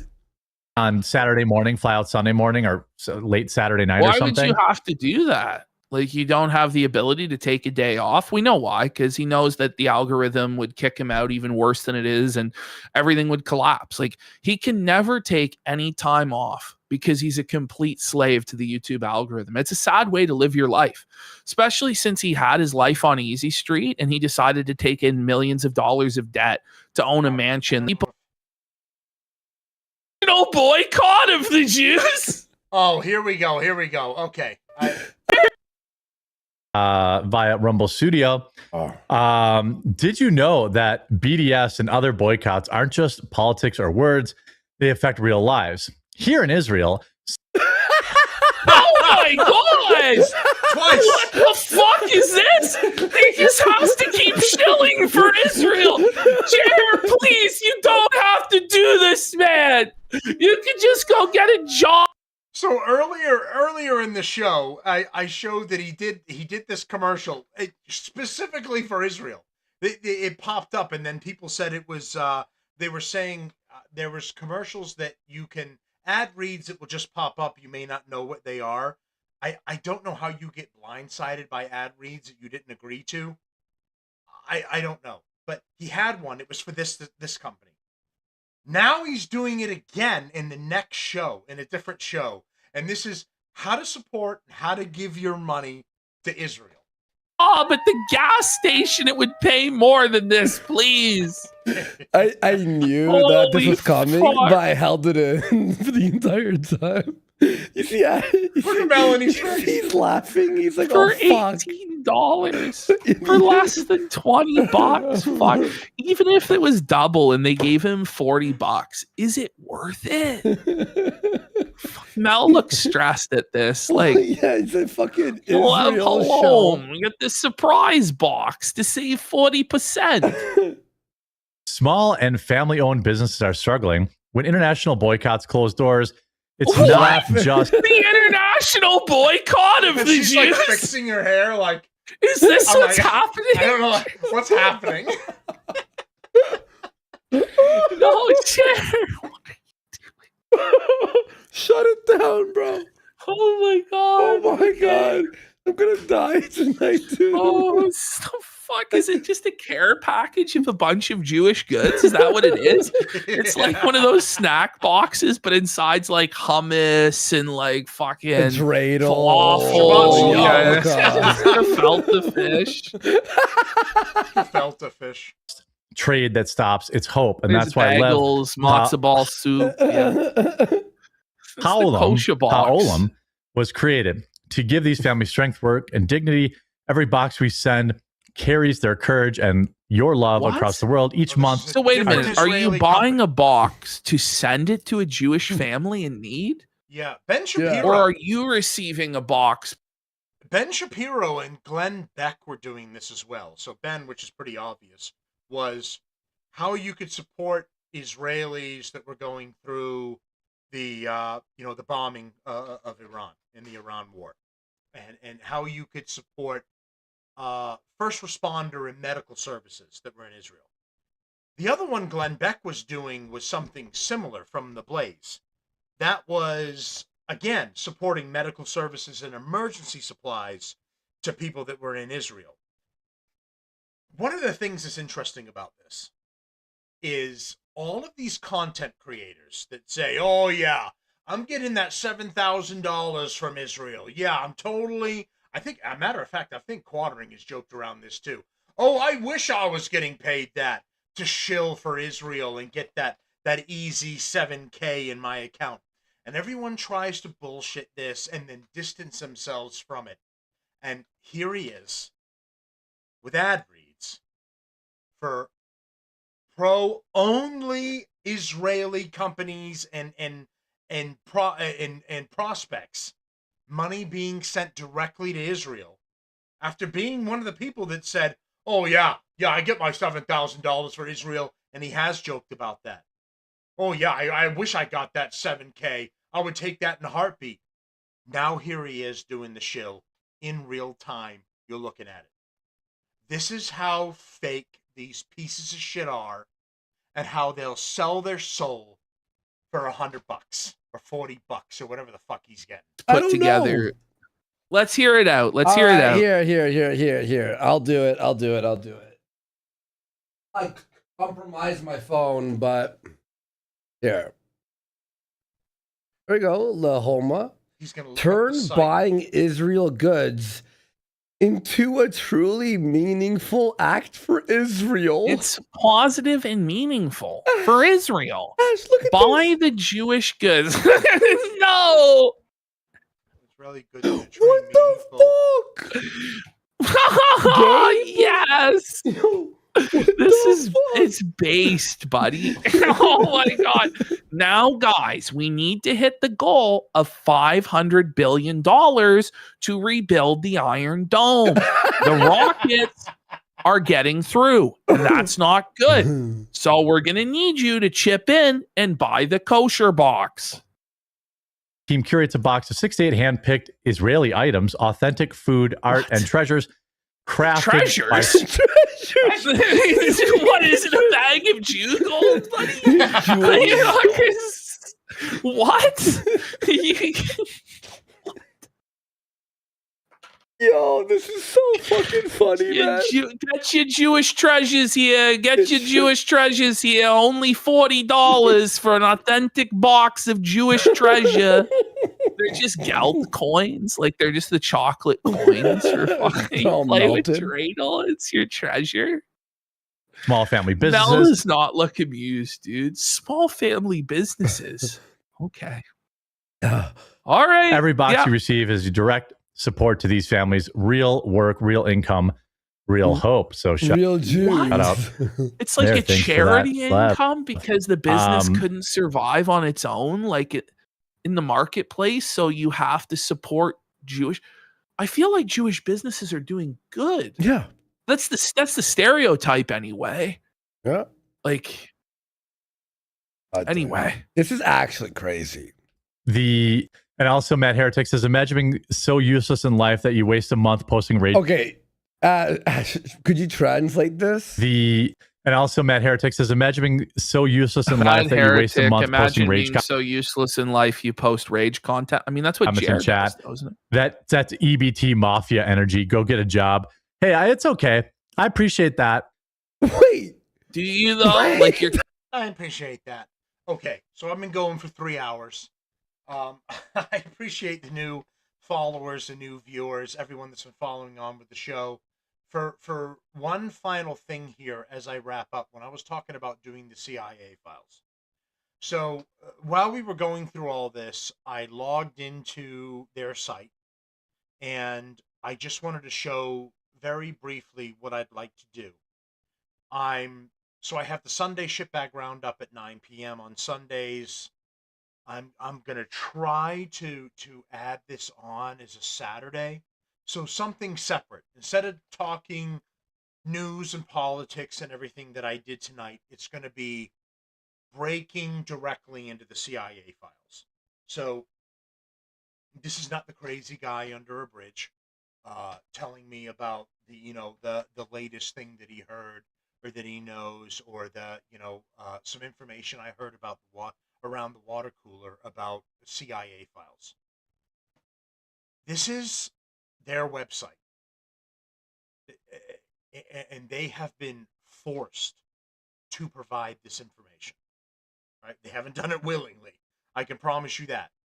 And the first one that I'm going to start with again, because I've visited this in the past, and I'm going to start fresh and I'm going to do it again. This is going to be the CIA files segment. I'm going to set it up for a time on Saturday.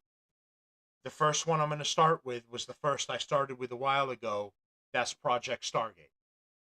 So, Project Stargate was basically, and again, you think of it as, why did this go here? Why is it saying China? Because it wasn't in China. Here we go. Thank you. It all got fucked up. So these are files that you can get into. They have been forced to upload. This is all legitimate. It is directly on the CIA's website. It's not, this is not hearsay bullshit, some guy talking about his crazy stuff that he heard from a friend of a friend. This is the real deal.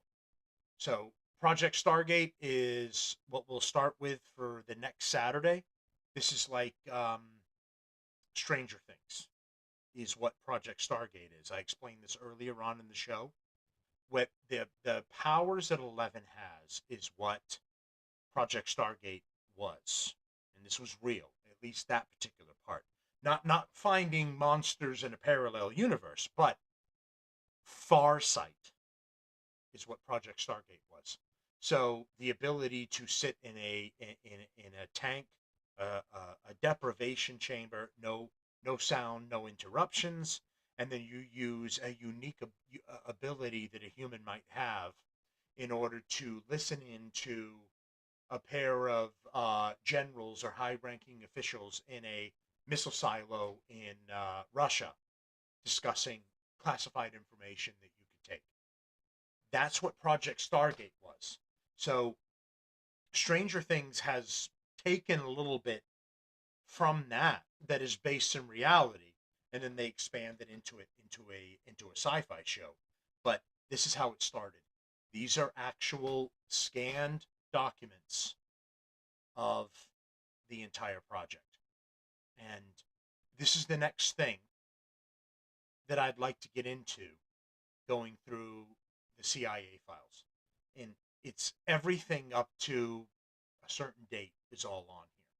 So I think I'll add the CIA files in as a Saturday show, and then the Sunday shitbag roundup will be on Sunday, and then I'll do updates throughout the week of news. Okay, so everyone that's appreciated the show and you want to learn more about these files and everything, it's going to be Project Stargate. It's going to be MK Ultra. It's going to be Mockingbird. It's going to be the Bay of Pigs. It's all in here. What they were actually doing, how they were treating people. A lot was burned in MK Ultra. 80% of MK Ultra was burned, but some of it is in here, and I will go over. It'll be the next thing that I do. We'll do Project Stargate, and then we'll do MK Ultra. All of the surviving files. This is all legitimate, not hearsay, not bullshit. This is directly from them. So, if you like the show, you've enjoyed the content here and the information, everything I've had for you guys. We've gone for 3 hours. Please like and subscribe. Help me grow in the algorithm, because it's relatively a new show. I've been trying to build it into something for a couple of years. Help me get out there and help get the show known. And I'm going to expand and start adding all of this stuff in here. It's been about 3 hours. I don't currently get paid to do any of this. It's all out of my pocket and my time. So I appreciate all of the support that I get. All right. Thank you, everyone. Enjoy your Memorial Day tomorrow and or today. It's Memorial Day right now. It's midnight here in the East Coast. Enjoy your Memorial Day. Have some burgers and dogs and enjoy it with everybody. And I will see you Tuesday for new updates. Thanks, everybody. Thanks for watching, and thanks for the support. I really appreciate it. Enjoy the holiday, everyone.